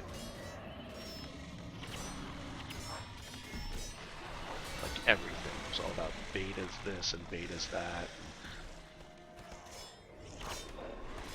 The game's coming out and we need to think about the forums and we need to think about that and the other, and this is where we start diverging in the alliance between the people we were hanging out with and who we wanted to hang out with in the future. There was a lot of people in the alliance I got along with really well, and part of what we wanted to do was to keep the Guild Wars 1 community going, while at the same time making sure that we want to reunite everybody under one guild. In an ideal world, we would have it, but it took so long to get the leadership of the other guilds on board with the idea of a single guild, that by that point we had lost too many people. And we had lost people because we weren't... I don't think we need to kill these maces anymore. Well, where am I at in my experience level? Oh, perfect. So let's just hand in these quests and we should be done and ready to move on to the next bit. So what was happening was the guilds, we had many guilds, each of them with 30, 40 people each. Active members, of course. So we had about, throughout the alliance, spread out over 5 guilds, we had about 100 people when we started talking about needing to coalesce. Like, look guys, we need to merge, because if we don't merge, we run the risk of collapse. People are leaving because they're in their little guild trying to get things done, and there's not enough people. So the 10-man guild, they're having a pug, and because they're having a pug, they're thinking, why am I part of this guild? And they're leaving, and we were losing players, and people were losing interest because they couldn't do the end game stuff. So the question became like, what do we do? And it took so long to get the leadership to say, yeah, let's merge. And I had pushed hard. Like that was my that was the thing I was trying to do, was push hard to get this done. and I was getting nowhere. Required hero cost. Eventually we did form what became known as ELF, Eternity Lost and Found. And it worked. I mean, it kept a lot of members active for a while. And then gradually the guild, by the time we merged, I think from the 100 active we were down to about 50 active members that would log in once a week, especially on the weekends. We'd have a huge surge. But then the rumors about when Guild Wars 2 was going to come out, it was, I think, a year later than we had thought it was going to be, and we just started hemorrhaging players. People just turned right off. Like, I'm not waiting this long. Bye, basically, and left, which is too bad. Okay, so before we go on, we have all our characters. We're up to the next big mission. Watch for long-range Cornan spotters. Rescue the remaining Sunspear forces. Watch for sentry traps. Okay.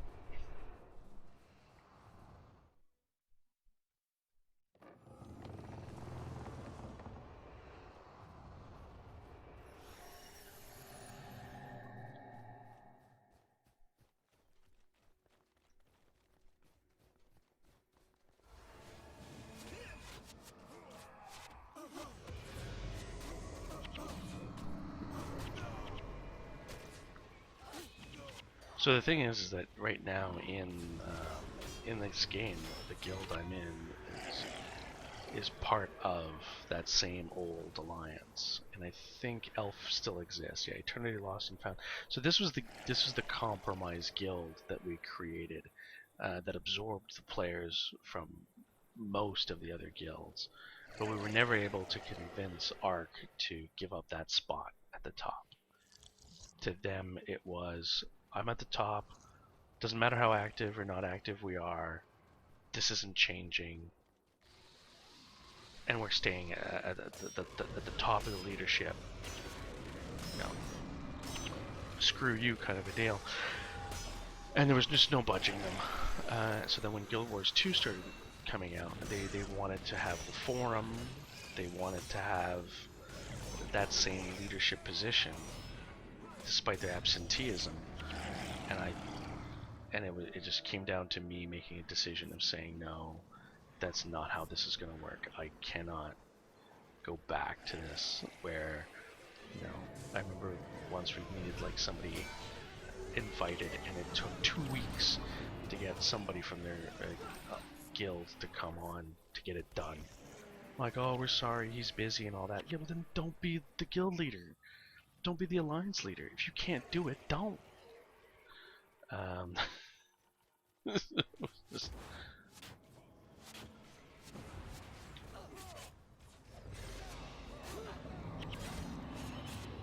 I vaguely remember this. Isn't there a mission that's exactly like this quest? I was thinking we do this quest twice, and we get a skill to be able to disarm these traps.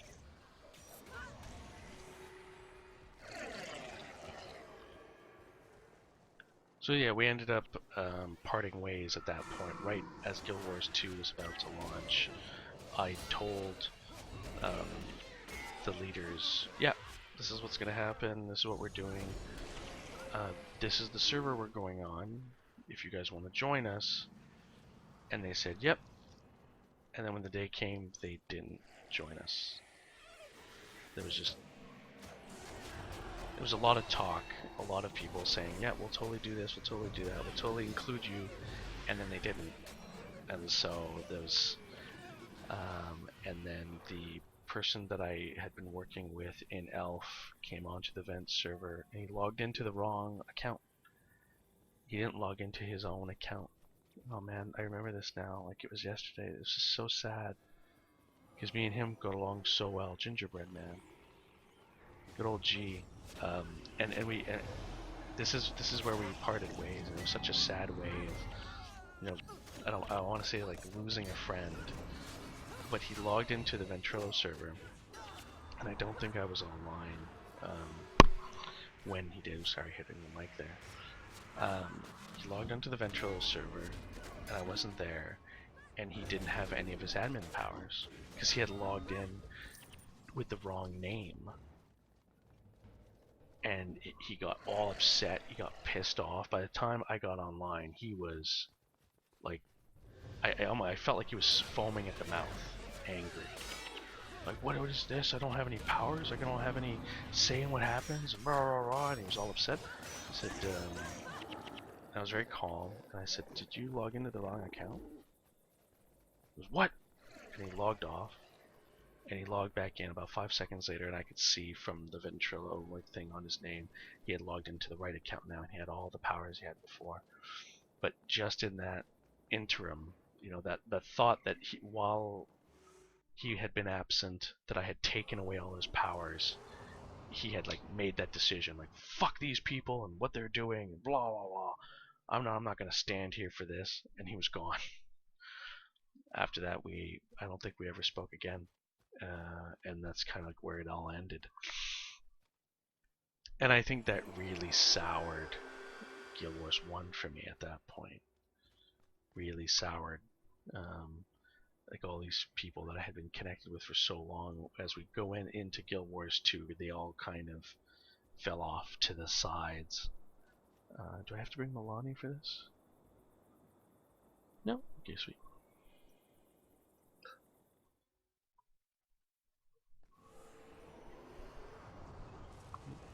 So they set up their own forums. We didn't. What do I want to replace here? Watch yourself? Sure.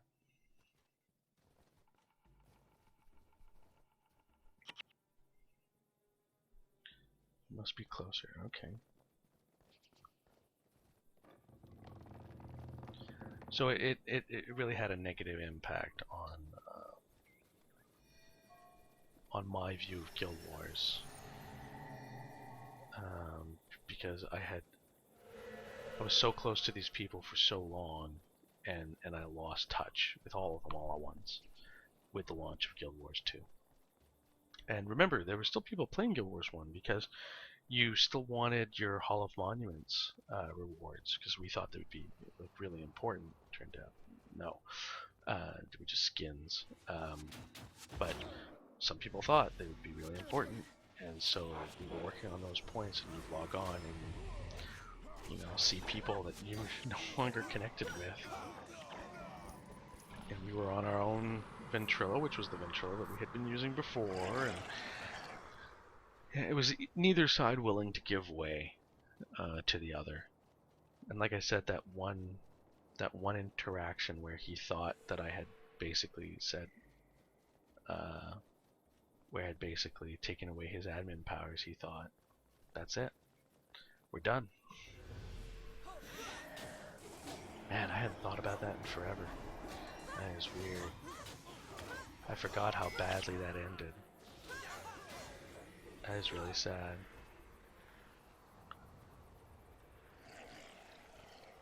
Yeah, I remember there was a few moments while I was playing Guild Wars where I kind of faded off the map. I think it was almost a solid year during the course of my graduate studies where I disappeared from the world, handed over my account to someone else. Here you go, you know, you can use this for a little while. I'll be back later, I'll take it back. And when I came back, people were accusing me of having continued to play without them and stuff like that. It was so weird.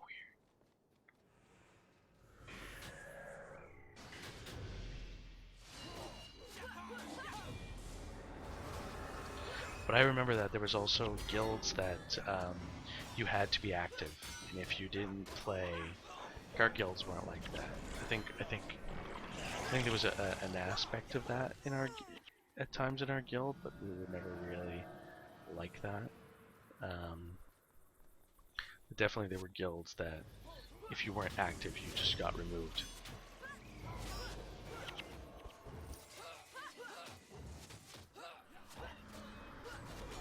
And so there was pressure on you to log in and to play with the group and do all that jazz. And remember, if you didn't have an active guild, your younger guild members would just leave. Like they wanted a leadership that was present, that was active. Because if they weren't, they were like, oh, there's this bigger guild over there that'll help you do all these runs. And that's how they recruited you.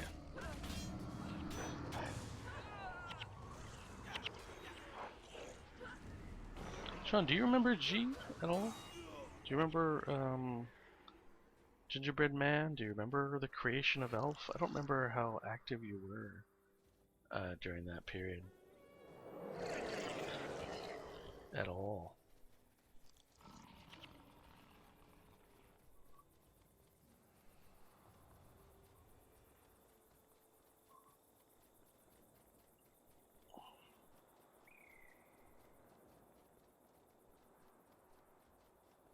Now we're not going to do the bonus in this map just because, you know, we don't need to.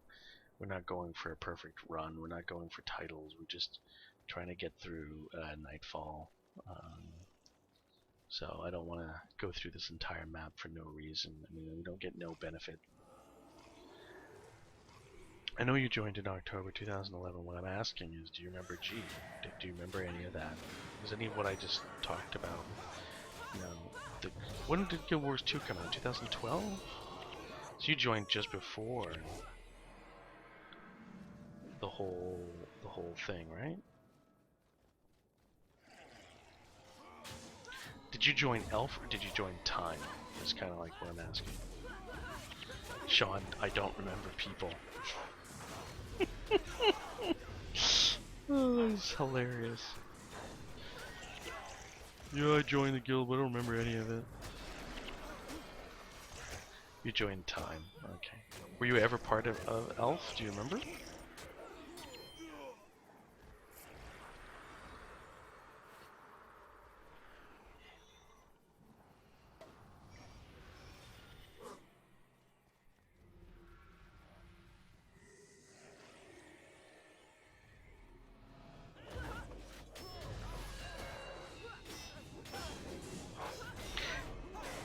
One of the things I found interesting about this mission is I always thought if you do evacuate everybody, then shouldn't the Sunspear Sanctuary become nearly empty?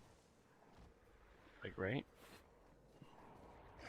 Like if I conduct a mission where I remove all these people from Corna, then they shouldn't be in the Sunspear Sanctuary anymore.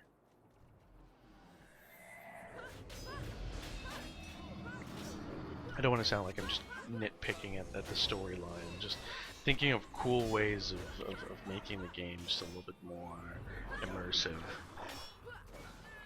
Things that at the time bothered me. This is just a big nostalgia trip, really, when you think about it. So I haven't done this mission in forever.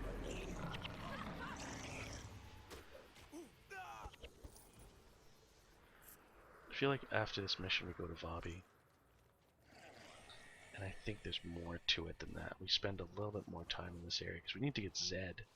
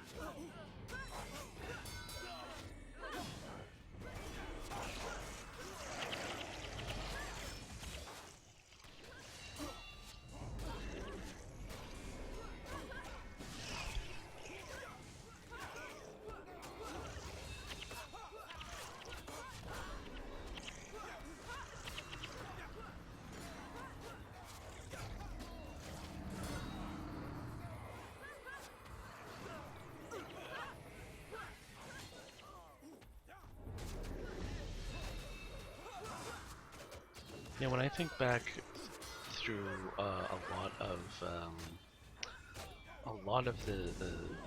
the time I spent in Guild Wars was about making friends, and at the same time losing a a fair amount of friends as well. Like, my memories of this period are really strange. Like, when I joined the guild, this is when I was making friends, but I'd also joined the forums at the same time. And the forums were just this weird mishmash of conflicting personalities. You know, some people that just had no business socializing with anybody, like just social rejects, having horrible conversations with people, and it was quite bad at times. The council is called. Is there any requirement for any particular person to be there? Give your report, speak to Elder Slug, give your report, find and make a report. The word report comes up a million times. Remember when I joined the forums, reading them, and, you know, I was just involved in student politics. I had already been to, like, the Middle East and stuff, and some of the behavior from people that were a decade, 2 decades my senior, acting like children, that really bothered me. It rubbed me the wrong way for a long time. Because I felt like these people should know better. These people should be acting more mature. You know, there's no reason for the way that they're acting.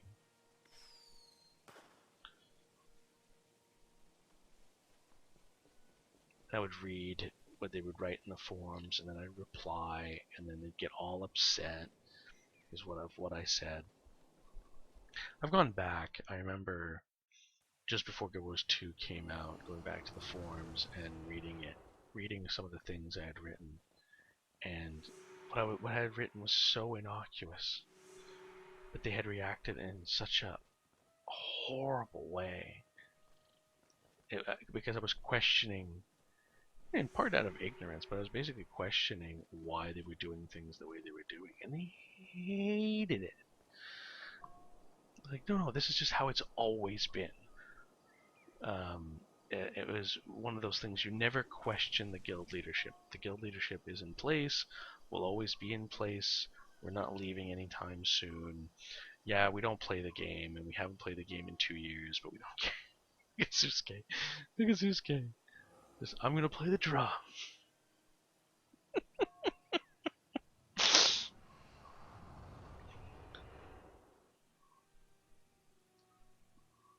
I remember making a lot of friends in time, and then later on in Elf. But it was really sad to see this as everything evolved, to lose touch with a lot of these people. Some of them, luckily, I stayed friends with. Tavabi! And I actually got to, like, visit them and see them, and, you know. If I stopped going to work for 2 years, I would get fired. Yeah, Sean, yeah, you would. But a lot of the people that we played with we did that, and it was one of those things that, yeah, I don't play the game anymore, but my wife does, so my wife is now the de facto leader. Like, this weird royalty aspect to the game. A little recon. Yeah, let's do that. As well as Tavabi. Okay. So how do we do Tavabi? Does it say I have to do one scout?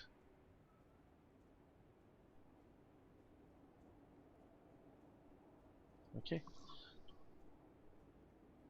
Let's go to Jahai Bluffs.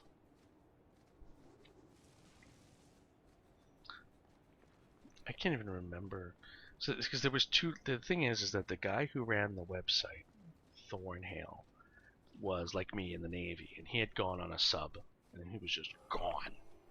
And we totally accepted the fact that, you know, Buddy's in the armed forces, Buddy's gone. That's just what happens.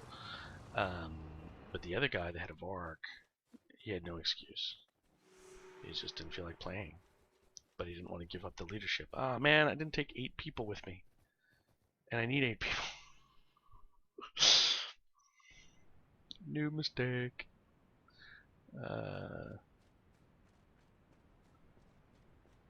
Let's take Gwen. Let's take Vec.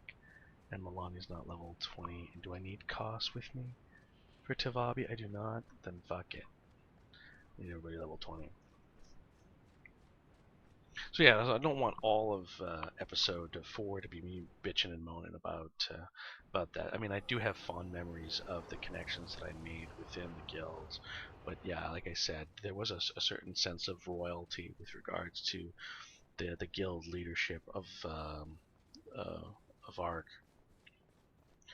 and the refusal to give way to active members, and it frustrated things because it was always a grind. It was always butting heads with them about things. About no, we're not doing this. Like the requirement for the forums. Like nowadays, think about this. Okay, you guys watching me here on Twitch, and then people watching me on YouTube. Maybe you have memories of this. But imagine you want to join a guild, or you want to just join a group of friends to play games. Can you imagine signing up to a forums to do it? Like, okay, no cost. There's no cost to it. But just imagine doing that. No, you just wouldn't. And back then, that was a requirement if you wanted to play with any of us. It was, yeah, you have to join this forum because you need to be able to communicate with us, and you need to know what your name is, and you need to make an application. And well, in part, the application at the start was because we wanted people who were over 18, because nobody wanted to censor themselves when they spoke.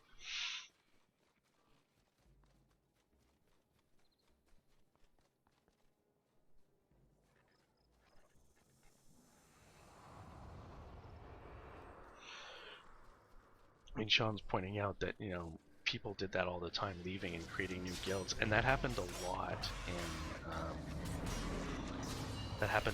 in Guild Wars 1, which is why we created Elf eventually. So what people would do is they'd get sick with the leadership, and every now and then, yeah, lots of guilds end up stale and inactive leadership, so people just leave. And so what would happen is in the summer months, all these 15, 16-year-olds that were playing Guild Wars, they'd all say, "Oh man, fuck this shit! You know, every time we want to, you know, swear and whatever, we're told we're not allowed to swear.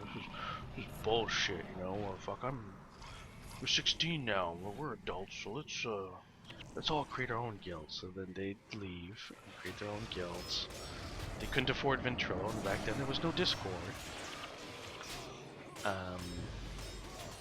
And so eventually they'd end up, after about a month, the guy who had started it went, "Oh shit, this is way more work than I thought it was. Recruiting and all that. I can't seem to get any more than the 15 that I stole from the other guilds when I formed this one. Half of them have already gone all the way back to the former guild." And then they'd give up. And then 4 or 5 holdouts would keep the guild hall that they had dumped tons of resources into. And then that'd be it. And this happened over and over and over again. I think episode 4 is going to be called Guild Politics.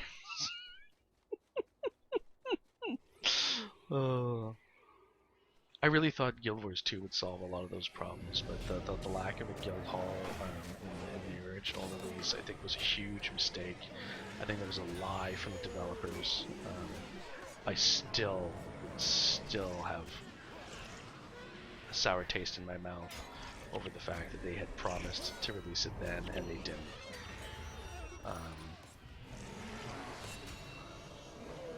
It's funny because one of my friends runs a D&D group. No, more than one of my friends runs D. I don't play D&D, but multiple of my friends do. And their D&D group,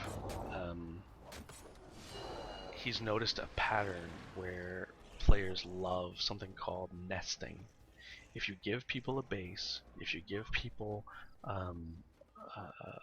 like a ship or something to upgrade, something to build up, they'll spend half the time they play D&D just taking care of it.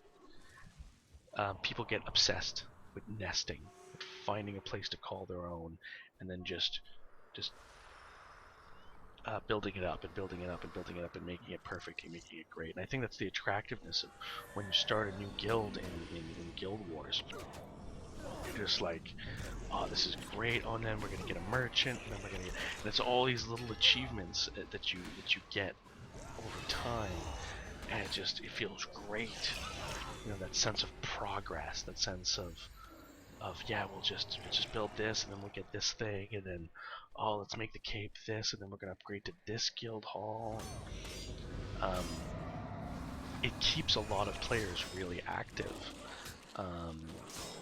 There's some people that don't give a fuck. They're like, yeah, whatever, guild hall, and they don't go into those money sinks or the time sinks.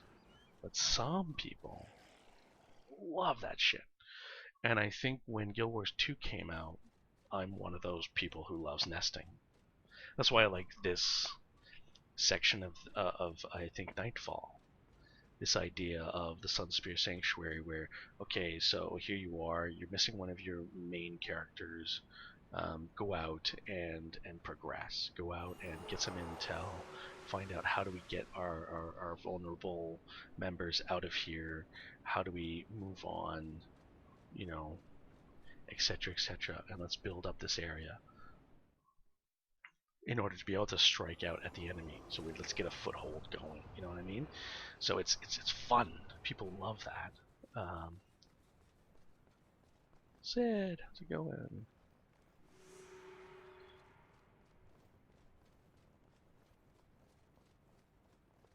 This was one of those points with Eye of the North. Why is it I can have a hero who's a centaur, but I can't be a centaur? Why is it that I can have Vec as a hero, but I can't be an Asura? You know what I mean? Sean saying that RuneScape and Guild Wars 2 have the same problem. Yeah, like they came out with the guild halls eventually, but by that point I was just so far gone, and the time sink and the gold sink was so massive that it wasn't worth it anymore. And that's what's sad. You know, they brought it in too late.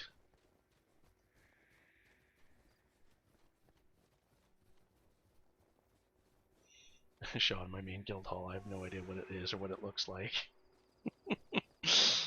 Yeah, and that's sad. Okay, while we're here, we should go get the glorious treasure chest. One of the first. I missed one of the first ones that we get. I log in to kill big things, then I log out. Yeah.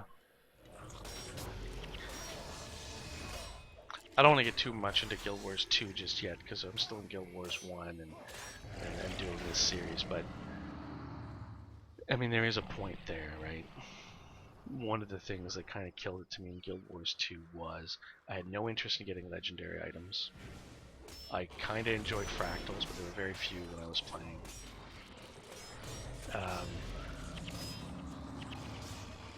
And there were no guild halls, and it was the one thing that I was looking forward to. It was the thing I loved the most, almost, about Guild Wars 1, was that place where we would all meet up. Because some people didn't have intros, some people didn't use too much guild or alliance chat, and sometimes what you do is you just log in and see if anybody was playing, and you'd see them in the guild hall, you know, gearing up to go somewhere, and they go, oh, do you need any help? And they'd be like, oh yeah, I was just going to do this little thing. And then you'd end up going off and playing for a couple hours together, and maybe it was one of those 50 active members that, you know, you never really spoke to before.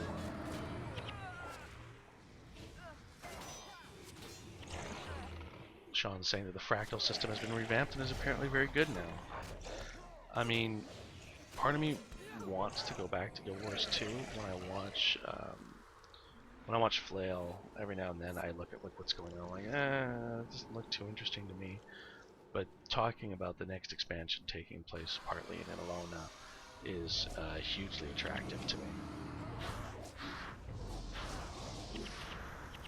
Alright, let's get this chest. This is like, oh yeah, barbed axe. Fuck yeah. I love those chests. When I found out that every month they reset, I made it part of my how to make it keep money in Guild Wars 2. Just because it was just a great source of income. I mean, the income goes down as you get more and more of them. But a lot of the people I knew that played Guild Wars 2, Guild Wars, had 3 or 4 characters. They were at least this far into the game.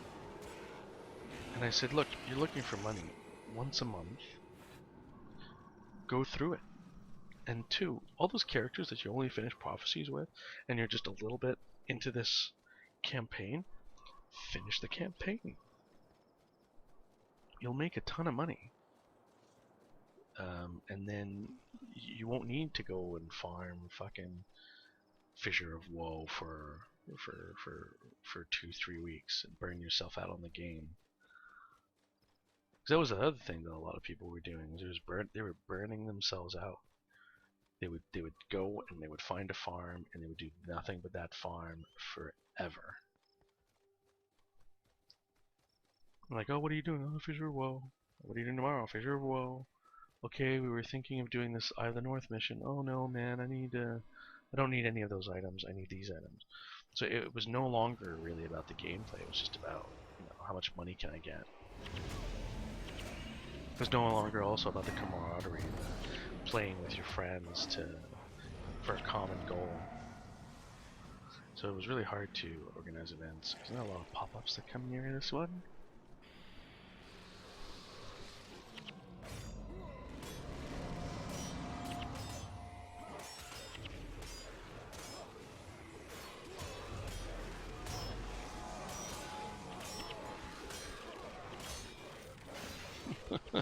Sean's saying that, yeah, people in Guild Wars 2 at the moment do the same thing. They find a farm and then just do nothing but for months. That's not even the best way to make money. Yeah, you're right. I mean, but sometimes it's not about whether or not it's the version that makes the most money. Sometimes it's about what's easy. What's easy and I can do by myself, or what's easy and I can do with a small group of like a small pickup group. Like my 55 monk build that I used to farm Jacquenor diggings, that is not the best place to farm by far. It's not even been the best place to 55 monk, I don't think. But it's the spot I like the most. I just enjoy the rhythm of it, and the fact that it's solo, and and so sometimes when people farm, I think it has less to do with how much money they make and more with they just like it. You know what I mean? They're not wrong to like that particular farm.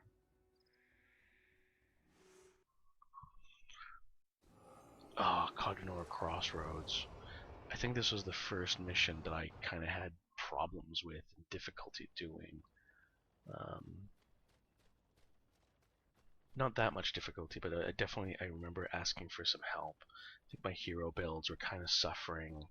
I don't think I had full armor yet because I hadn't gotten enough money. Yeah, so I was starting to struggle right around here. Alright, let's get Zed Shadow Hoof going. Let's get a nice skill for him. Yeah, some of these missions were tough. I mean, this one I don't think was particularly tough, but it was tough for me at the time if you don't have the items for it. So one of the things we're gonna do now is we're gonna type in bonus, and we're gonna give ourselves some items, and then we're gonna give Shadow Hoof the Hourglass Staff. There we go. Anybody else need any items? Talcora, you don't have the Hourglass Staff.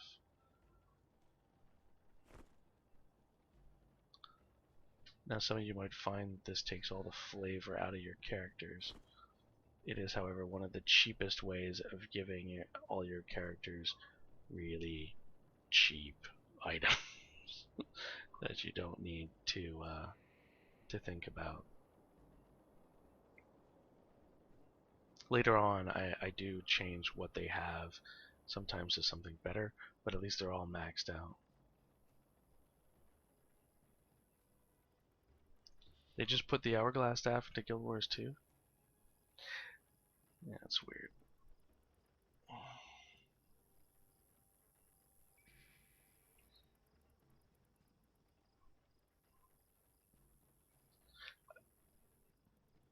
Yeah. It's too bad that I stopped playing Guild Wars 2 for so long. Then again, I stopped at a time when I think it made sense. I don't have... I love the barbed axe. It looks so awesome. I don't really have that many regrets because... I mean, I started my career, so...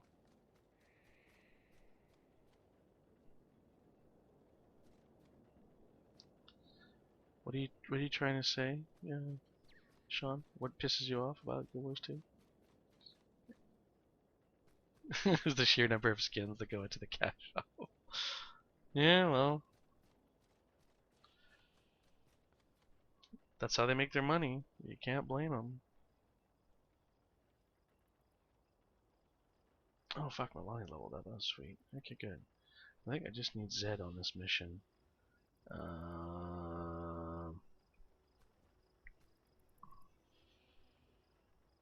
I still don't have Norgu.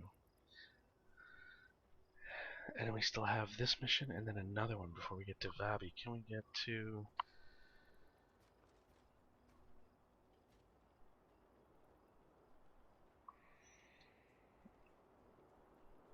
I mean, Sean, I haven't been in Guild Wars 2 for a while. I log in periodically. I can't say whether or not it's become Fashion Wars. I can't say whether or not it's as bad as you're saying. I know when I was playing, they were starting to really add a lot of stuff to the gem store that I didn't feel needed to be in the gem store.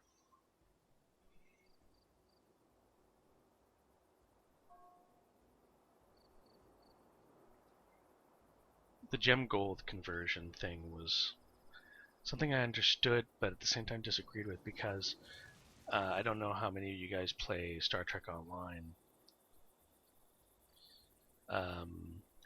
I disagree.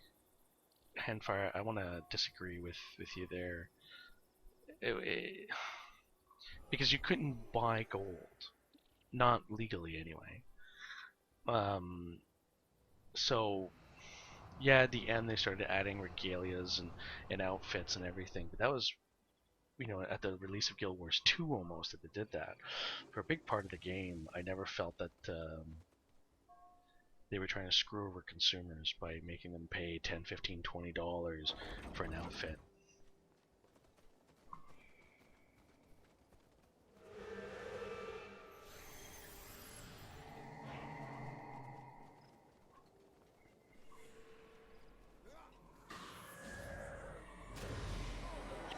But like I was saying, if anybody's ever played Star Trek Online, they had a really good way of managing, the money that you could put into the game or take out of the game. So what they used was dilithium, and they just went, yeah, you're allowed 8,000 a day, and that's your lot. You're allowed 8 grand. Once you hit that, you're done. And that limiting factor just made it work.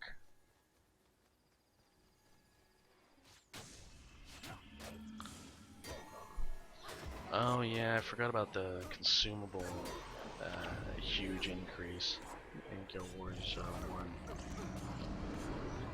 But like even now, I think I complained about this in the first episode or the second episode. But I went, oh, I wonder if I can get a makeover pack because I want my character to look more like me, and that requires Prophecy's build, like Prophecy's faces and Prophecy's hair. So I went and looked at how much a kit was, and it's $10 US. And you go, why? Why is it $10 US? And this goes back to, so in Star Trek Online, Some of the things you can buy are cosmetic, absolutely. Some of the things you can buy, though, alter gameplay. So some things are a little bit like my entire set of armor and my weapon. Because it's your ship. You can buy a ship, and the ship is not just a visual thing. It's how many items can you put into your bar. It's your entire set of armor and your weapon in an MMO, right? It's everything. Everything comes out of that. So there's definitely something there when you buy an item. Where's I going with this? With the microtransactions. Fuck.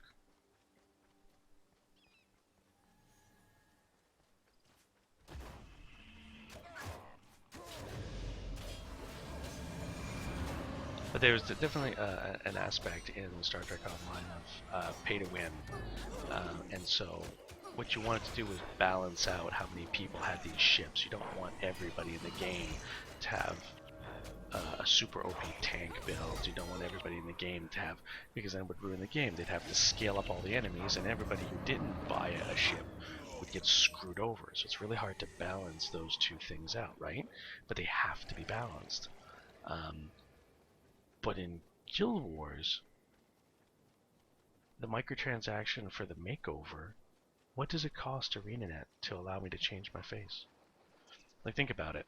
Like, okay, sure, if I went out and they were selling an item that made the game ridiculously easy for everyone, and people got through the content quicker, which means less microtransactions, that would be bad.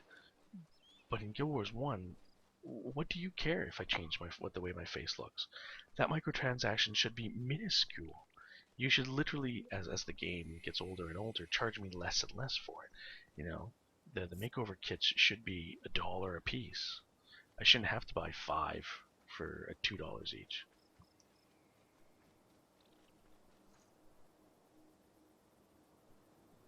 I'll grant you, Guild Wars 1 did provide a tremendous amount, but there's of content.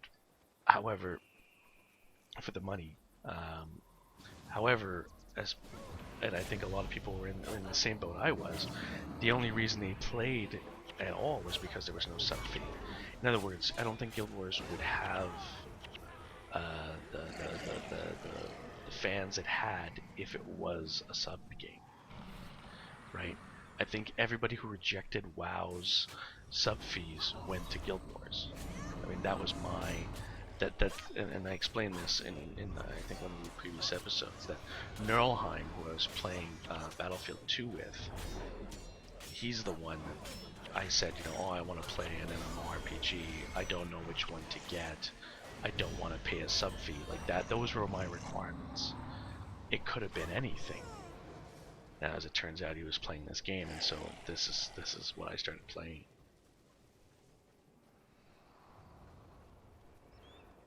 Yeah, I mean, the productivity. I remember Wooden Potatoes bemoaning this fact during the content drought that occurred in Guild Wars 2.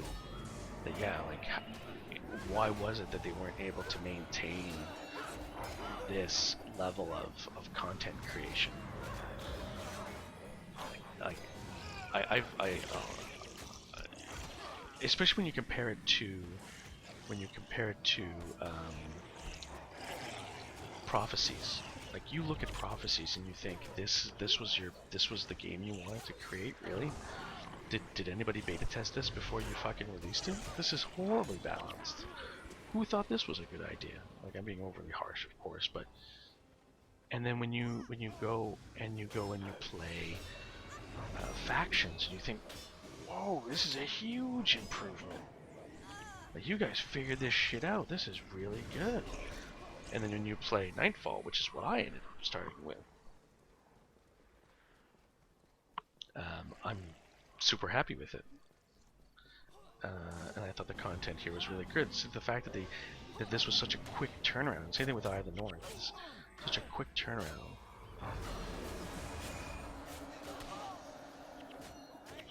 What are you talking about, Izzy? And fire. I have to remember to pick up the cell keys when they drop.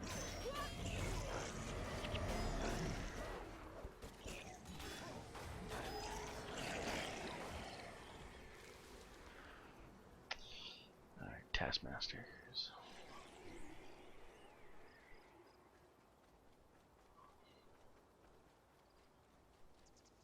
Oh man, I'm starting to remember one of the missions we need to go to Vada. We need to pass that Earth Elemental. I don't know Ishaya Car right. See, this is my fault. I mean, when I played Stowe, Star Trek Online, there was a couple of podcasts that were being done, and what they would do is they would interview people from the company, and they would say, this is the next content that's coming out, this is the voice actor we got, this is what we're going to be doing, and so you get a preview of what was coming up, and so you started to learn like who the content creators were by name, and I find that super fascinating. Now with Guild Wars 2, you have Ask Me Anythings like MMAs and everything like that. But main balance developer for Guild Wars 1 and 2. I'm in his GW2 guild. Oh, nice. It's nice to be with a developer because then you can sometimes, well, they're probably sworn to secrecy on some things, but at least sometimes you can ask, like, what was the thought process here? Like when somebody was making this mission, why didn't they think of this? I think sometimes they should go back and retroactively change shit. I don't care. Like I think Magical Mike would have a huge issue with that. Like something that was hard to get once, and then they go and they fix it and they make it better. That's not necessarily a good thing because then he struggled with it or had to work really hard to get it, and now it's stupid easy and everybody can do it.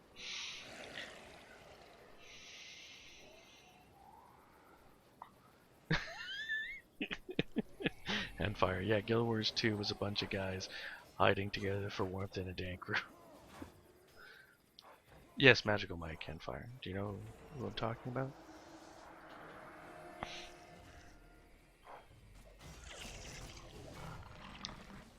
If he's watching this, he's gonna get really sad if you don't know who he is.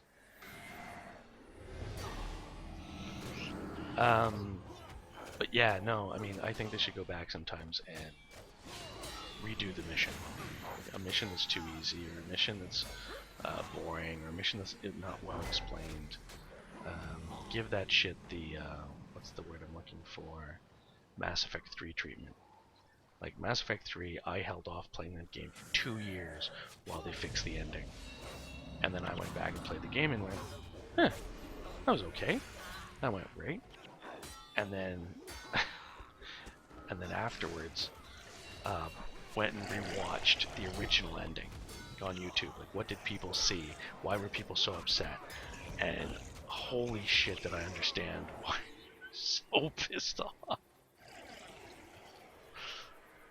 Guild Wars 2 is actually really well funded.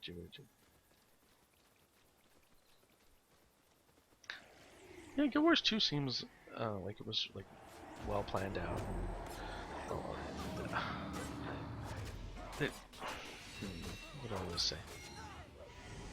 My gripes against Guild Wars 2 were I felt like the developers had pulled a bit of a Peter Molyneux and said and promised the world when they couldn't deliver it when it came to choices within the main storyline. That was a big, that bothered me. The next thing that really bothered me was the lack of a guild hall. Those two things are huge. To a lot of people, they were minor issues. I remember to Flail, the storyline choices not being that big of a deal was a problem. He took issue with that. But and capes. Are there capes in Guild Wars 2? That's a good question. Sean, I don't know if you can answer that. I think you're right. Yeah, what was the point of a guild emblem if you couldn't have it on? Didn't you? Oh yeah, you put it on flags and shit, don't you? And Fire GW2 expansion pack 3 Heart of Capes. You know what? Like I said, that whole nesting thing. Um, there's some people that really take that shit to heart. Okay, there are some people that they have simple things that they like about games, um, and they want to play, and all they want is that one thing. I think capes. I remember people saying no capes now.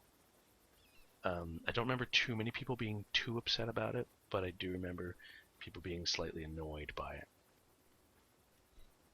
because it seemed.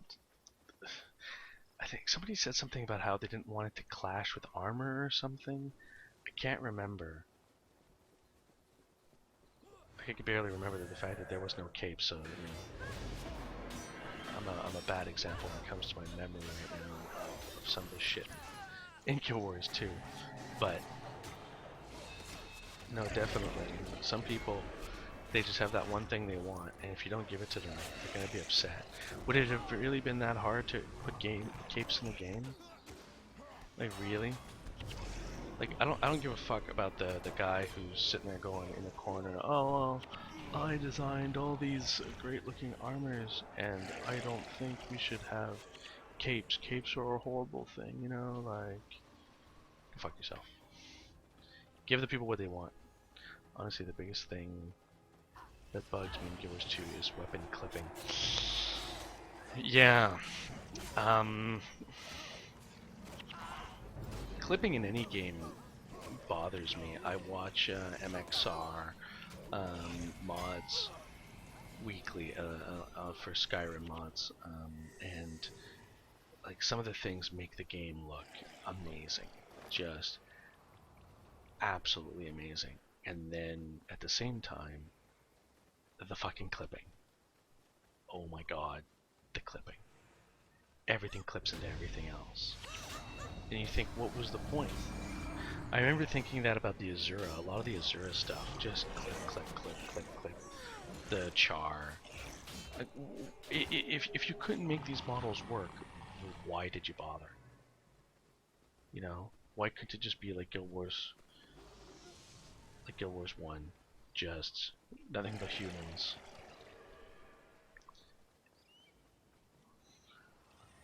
I mean, yeah, I mean, I disabled a lot of the stuff that I could. Um,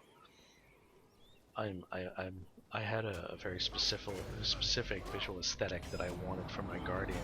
I remember going Priory and getting the Priory weapons, and I remember getting the like a whitish color scheme, and I remember getting a really nice color scheme and being like, this is what I want my character to look like visually, and it was still fucked. At times, yeah, the char armor clipping is pretty fucking like. What's the point of having these huge things of armor like they do in WoW? If you can't get it right,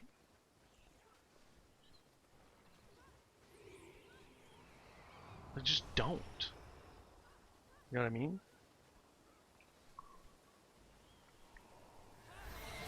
Thing is, I don't know enough about game design to say, oh yeah, that's easy to do, that's hard to do, or, you know, why did they do this? Blah blah blah blah. Whatever. Maybe I'm full of shit and I don't know what I'm talking about. And it's incredibly difficult, and I should forgive them for not being able to properly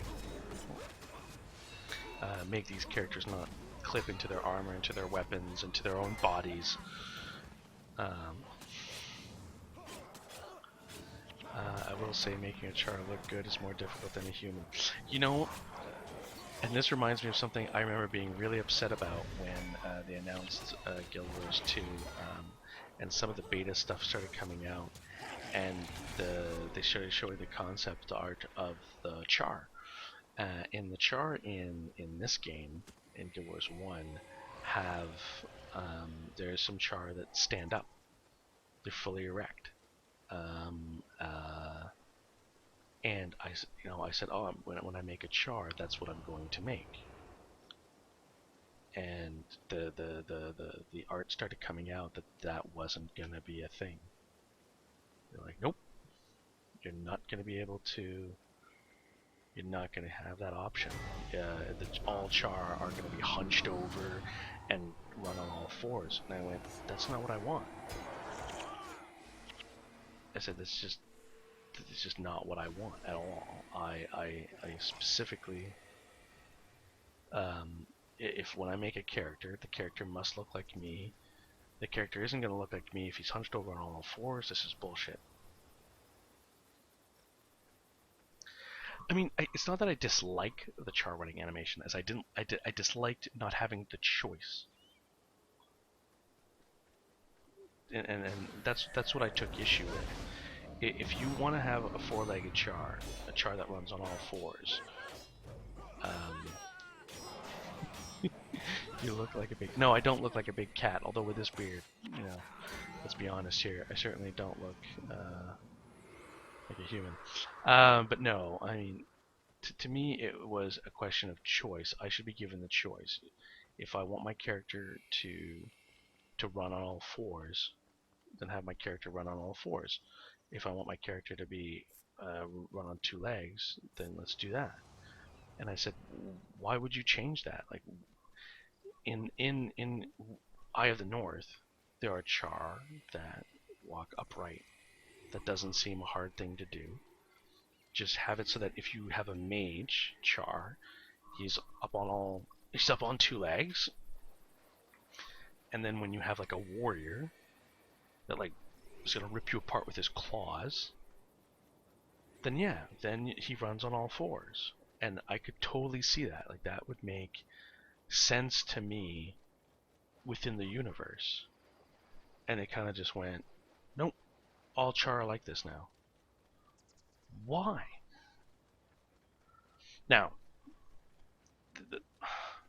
the answer to why is really simple. It's a question of money. It's much cheaper to have one body module, or one body versus several. Oops, I don't have anybody with me. Alright, let's go. I mean, Char mages could, in theory, rip you apart with their claws. They're just too sophisticated and much prefer to kill you with their staffs. But it's one of those things where it would have been nice to have that choice. It would have been way more work, I'll grant you. And then maybe nobody would have cared. But then, you know, maybe a lot of people would have cared. Maybe a lot of people would have said, you know what, that's a bit of flavor that I want.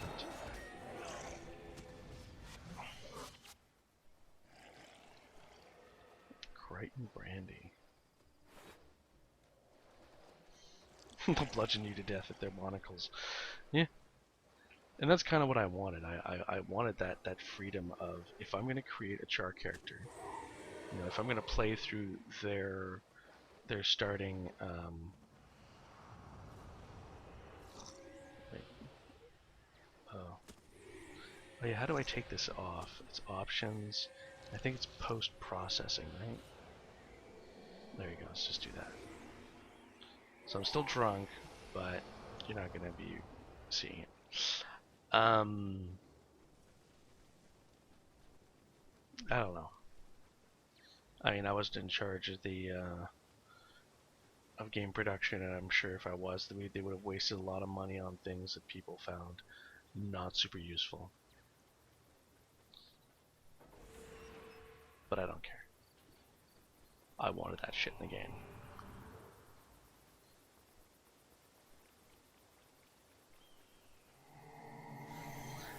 There's a video that I made with Mike, should you play Warrior or a Guardian as your first character, and it was based off of like half information that we had. And I remember Mike having to like defend me because I hadn't played the betas. And a lot of people were hating on like what I had said about the Warrior. I think originally I was going to make Norn, until all Norn ended up looking like Mongoloids. Like, it was just so sad to see what the Norn looked like. Yeah, for $50 you get a lot of content. I'm not complaining about, you know, value for money. But if you're gonna say later on like, oh, there's no way they could go back and fix this, when you look at the stupid shit that they spend their time on, I think they could go back and invest in making some of this shit better.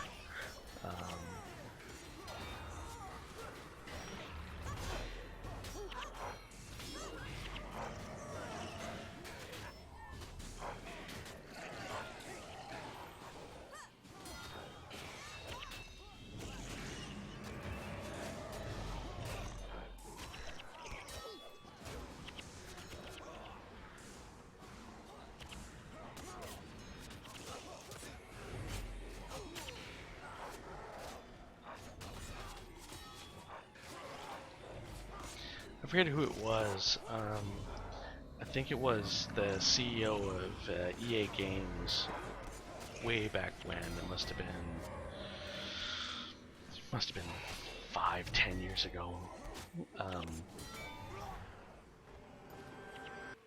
They did redo the shader engine for Guild Wars 1 when?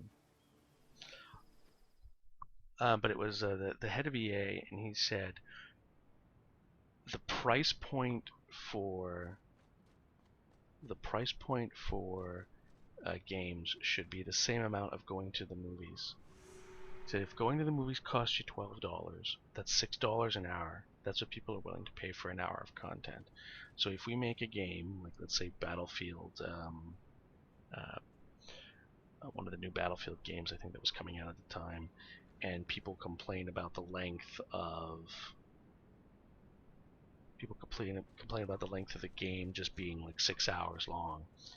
They went, yeah, well, 6 hours at $6 an hour. It's $36 plus a little bit of multiplayer content that brings you up to 10 hours at $60. So we charge $60 for the game for 10 hours of gameplay. I mean, that should be your lot. That's your standard. And he said that's as we progress and make games, this is the standard we're going to have. $6 an hour is what you should be paying. I didn't know that. But they had upgraded the shaders in Guild Wars 1, and that's why it looked better. But you know, the point from the CEO of EA, which I completely disagree with. I mean, maybe for a AAA title, you expect it to be like visually stunning and blah blah blah blah blah. But I mean, that would not work in Guild Wars 2. Yeah, 4,500 hours is a lot of hours to be spending. Yeah, I have to kneel here, do I? No, it's not yet.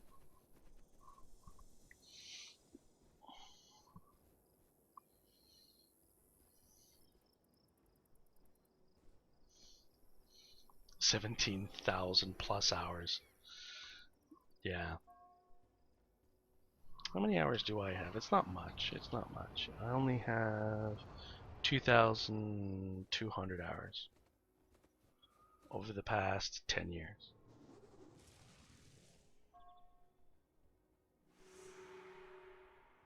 It's over 9,000! I have probably triple the amount of hours than this game in Guild Wars 2. I played way more Guild Wars 2 than I did this game. Okay, stop. Where am I going? Into the Jaren Estates. Okay. Oh, we're coming up on the end of the stream here in a couple. Are we gonna get to Vavi? We're never gonna get to Vavi. Secrets of the Shadows. And then we're gonna have to start canceling other quests because I'm not doing all of these quests.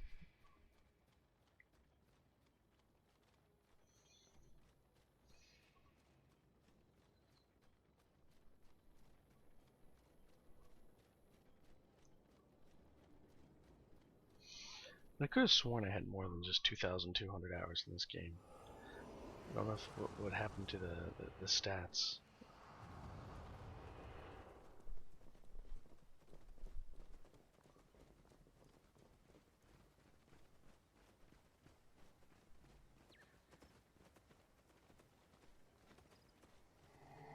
That's where we fight the water djinn, isn't it? Oh, no, we fight with the water djinn against the earth djinns. The earth cracked mesas and stuff. Okay. And these are the corruption coming up from the river.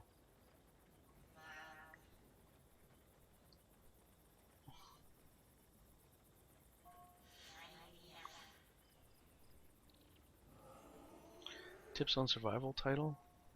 I'm trying to Gates of Madness AFK it, but I die somehow.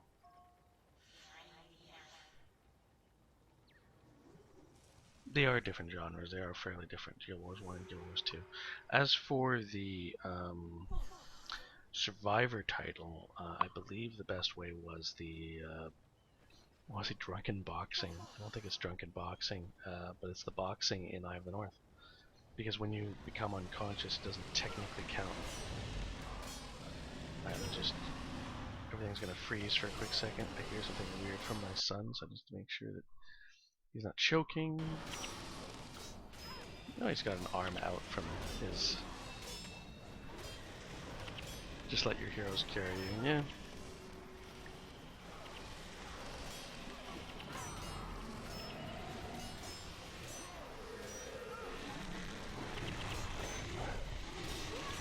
Yeah, there's definitely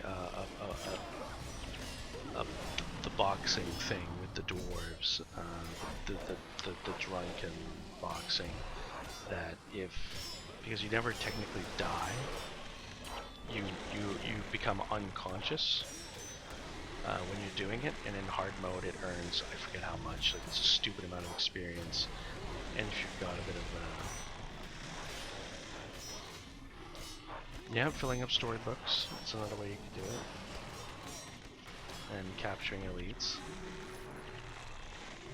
but you still run the risk of maybe dying, but I would definitely say the boxing's how I think I did it.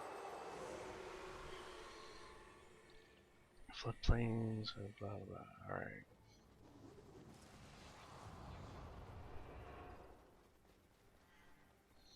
Oh, if you don't stand up again, but I mean, your odds of not being able to stand up are, like, once you know what you're doing, you're pretty good.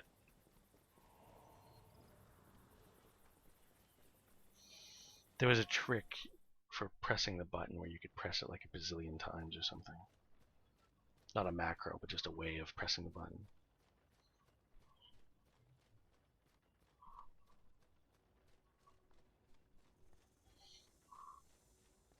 My son's got one arm out. He's kind of trapped like this in his crib. So sometimes he like puts it behind his head, but really he's like trapped. His arm's getting cold. So he wants to put it back into the blankets, but he can't. Press 8 and mouse click at the same time. Yeah, it was something like that. You could click. Oh yeah, that's right. You were pressing the button and you were clicking on the button to resurrect yourself at the same time. Do I need to bring Master? Oh no, this is where he joins my party. Sweet.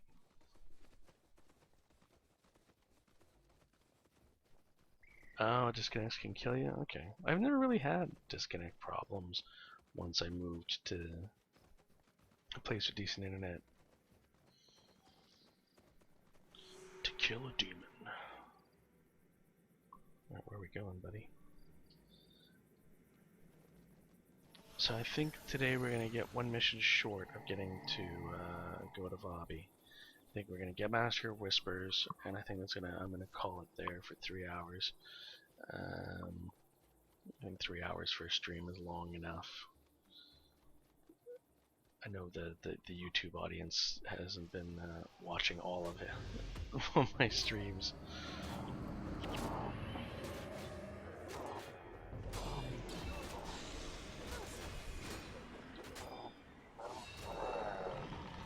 Stupid Heckin.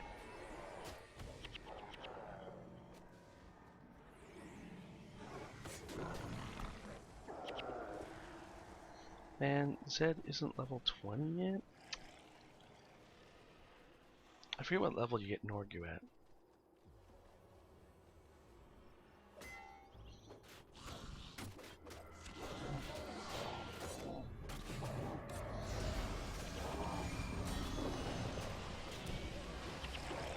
If you're streaming, you definitely want good internet. Yeah, if you're at 0.7 megabits per second up, it's not going to be enough.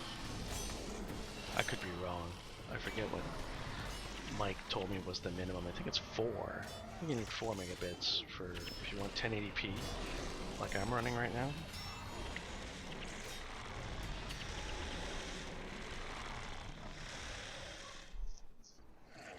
This next mission that we're gonna be, it's gonna be the main focus of episode 5,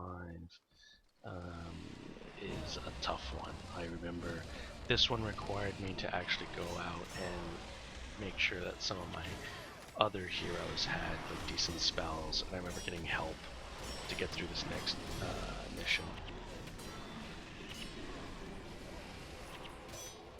Because I think it's the drought, right? This is the next mission. And if you want the bonus, you have to kill him without making him easier to kill.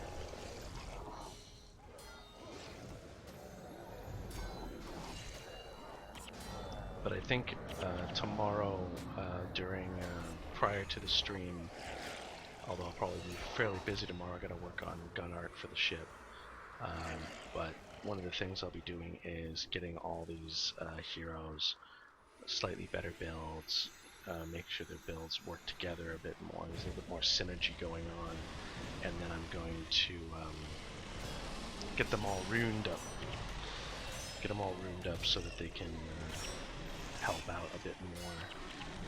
And that's when I'm going to start splitting them off into, like my Ellies, usually one of my Ellies is a lightning Ellie, one is an earth Ellie, one is a fire Ellie. They're not all in the party at once, but it's good so that when I go to fight the destroyers in Eye of the North, I can make one of them like my designated water Ellie and help me out in Eye of the North that way. I'm thinking further ahead, but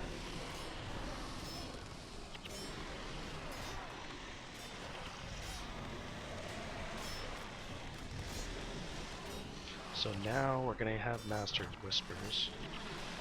Once we get to the point where we can get Norgu, we're going to start pushing and try to go get Livia.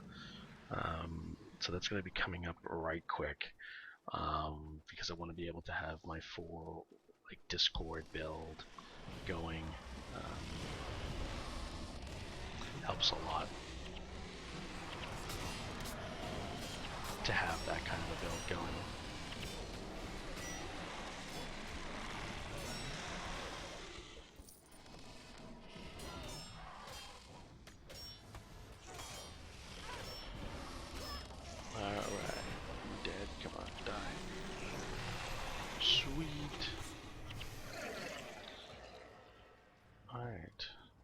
Back. There are so many cool builds. I mean, when the game came out, Nightfall that is, and I started playing it shortly after it was released. I mean, the PVX was full of great builds, and then when Eye of the North came out, it added so many skills, PvE exclusive skills that were extremely powerful. That there was a lot you could do with them, and it made it really interesting. No, I like my standard hero build that me and Mike were running was exactly what you're describing. The shutdown Mesmer build with Necros in the back. I'm not sure they ran Discord. I think I had 2 builds for the Necros. There is a demonic force. And I'll show you because I have it here in the heroes.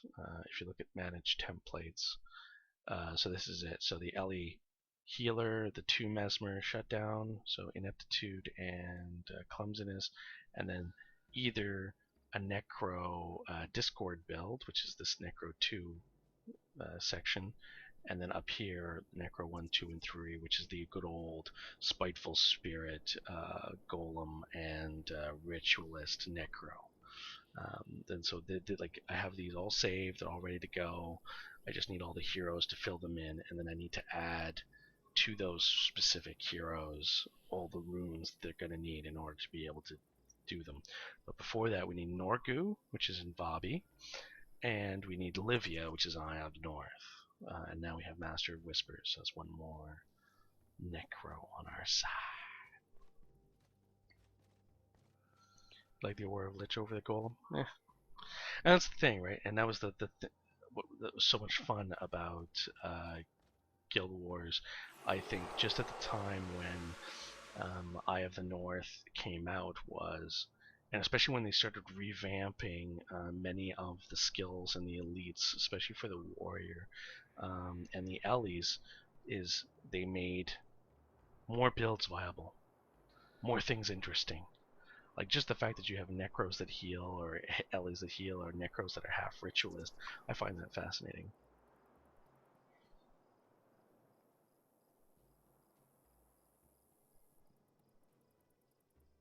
It builds more minion without corpses, and Lich plus minion doesn't need much more room for prod spells. Yeah. And there are different ways of playing with the standard builds. The build I'm going to be running is what me and Mike described as the general builds. So for 90% of the game, you can run that no problem. It doesn't work in dungeons for the most part.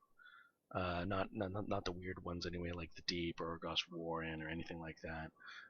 But for like what I'm doing, just going through the campaign works great. All right, so it is almost midnight my time on the beautiful West Coast, so I'm going to be calling it a night. I'm completely out of beer. Maybe I'll make myself some popcorn and watch some YouTube videos, and then head off to bed. Probably gonna have to rewrap my son and change his diaper. So thank you very much for watching on Twitch and on YouTube. I hope you guys enjoyed the video, and I will see you next time.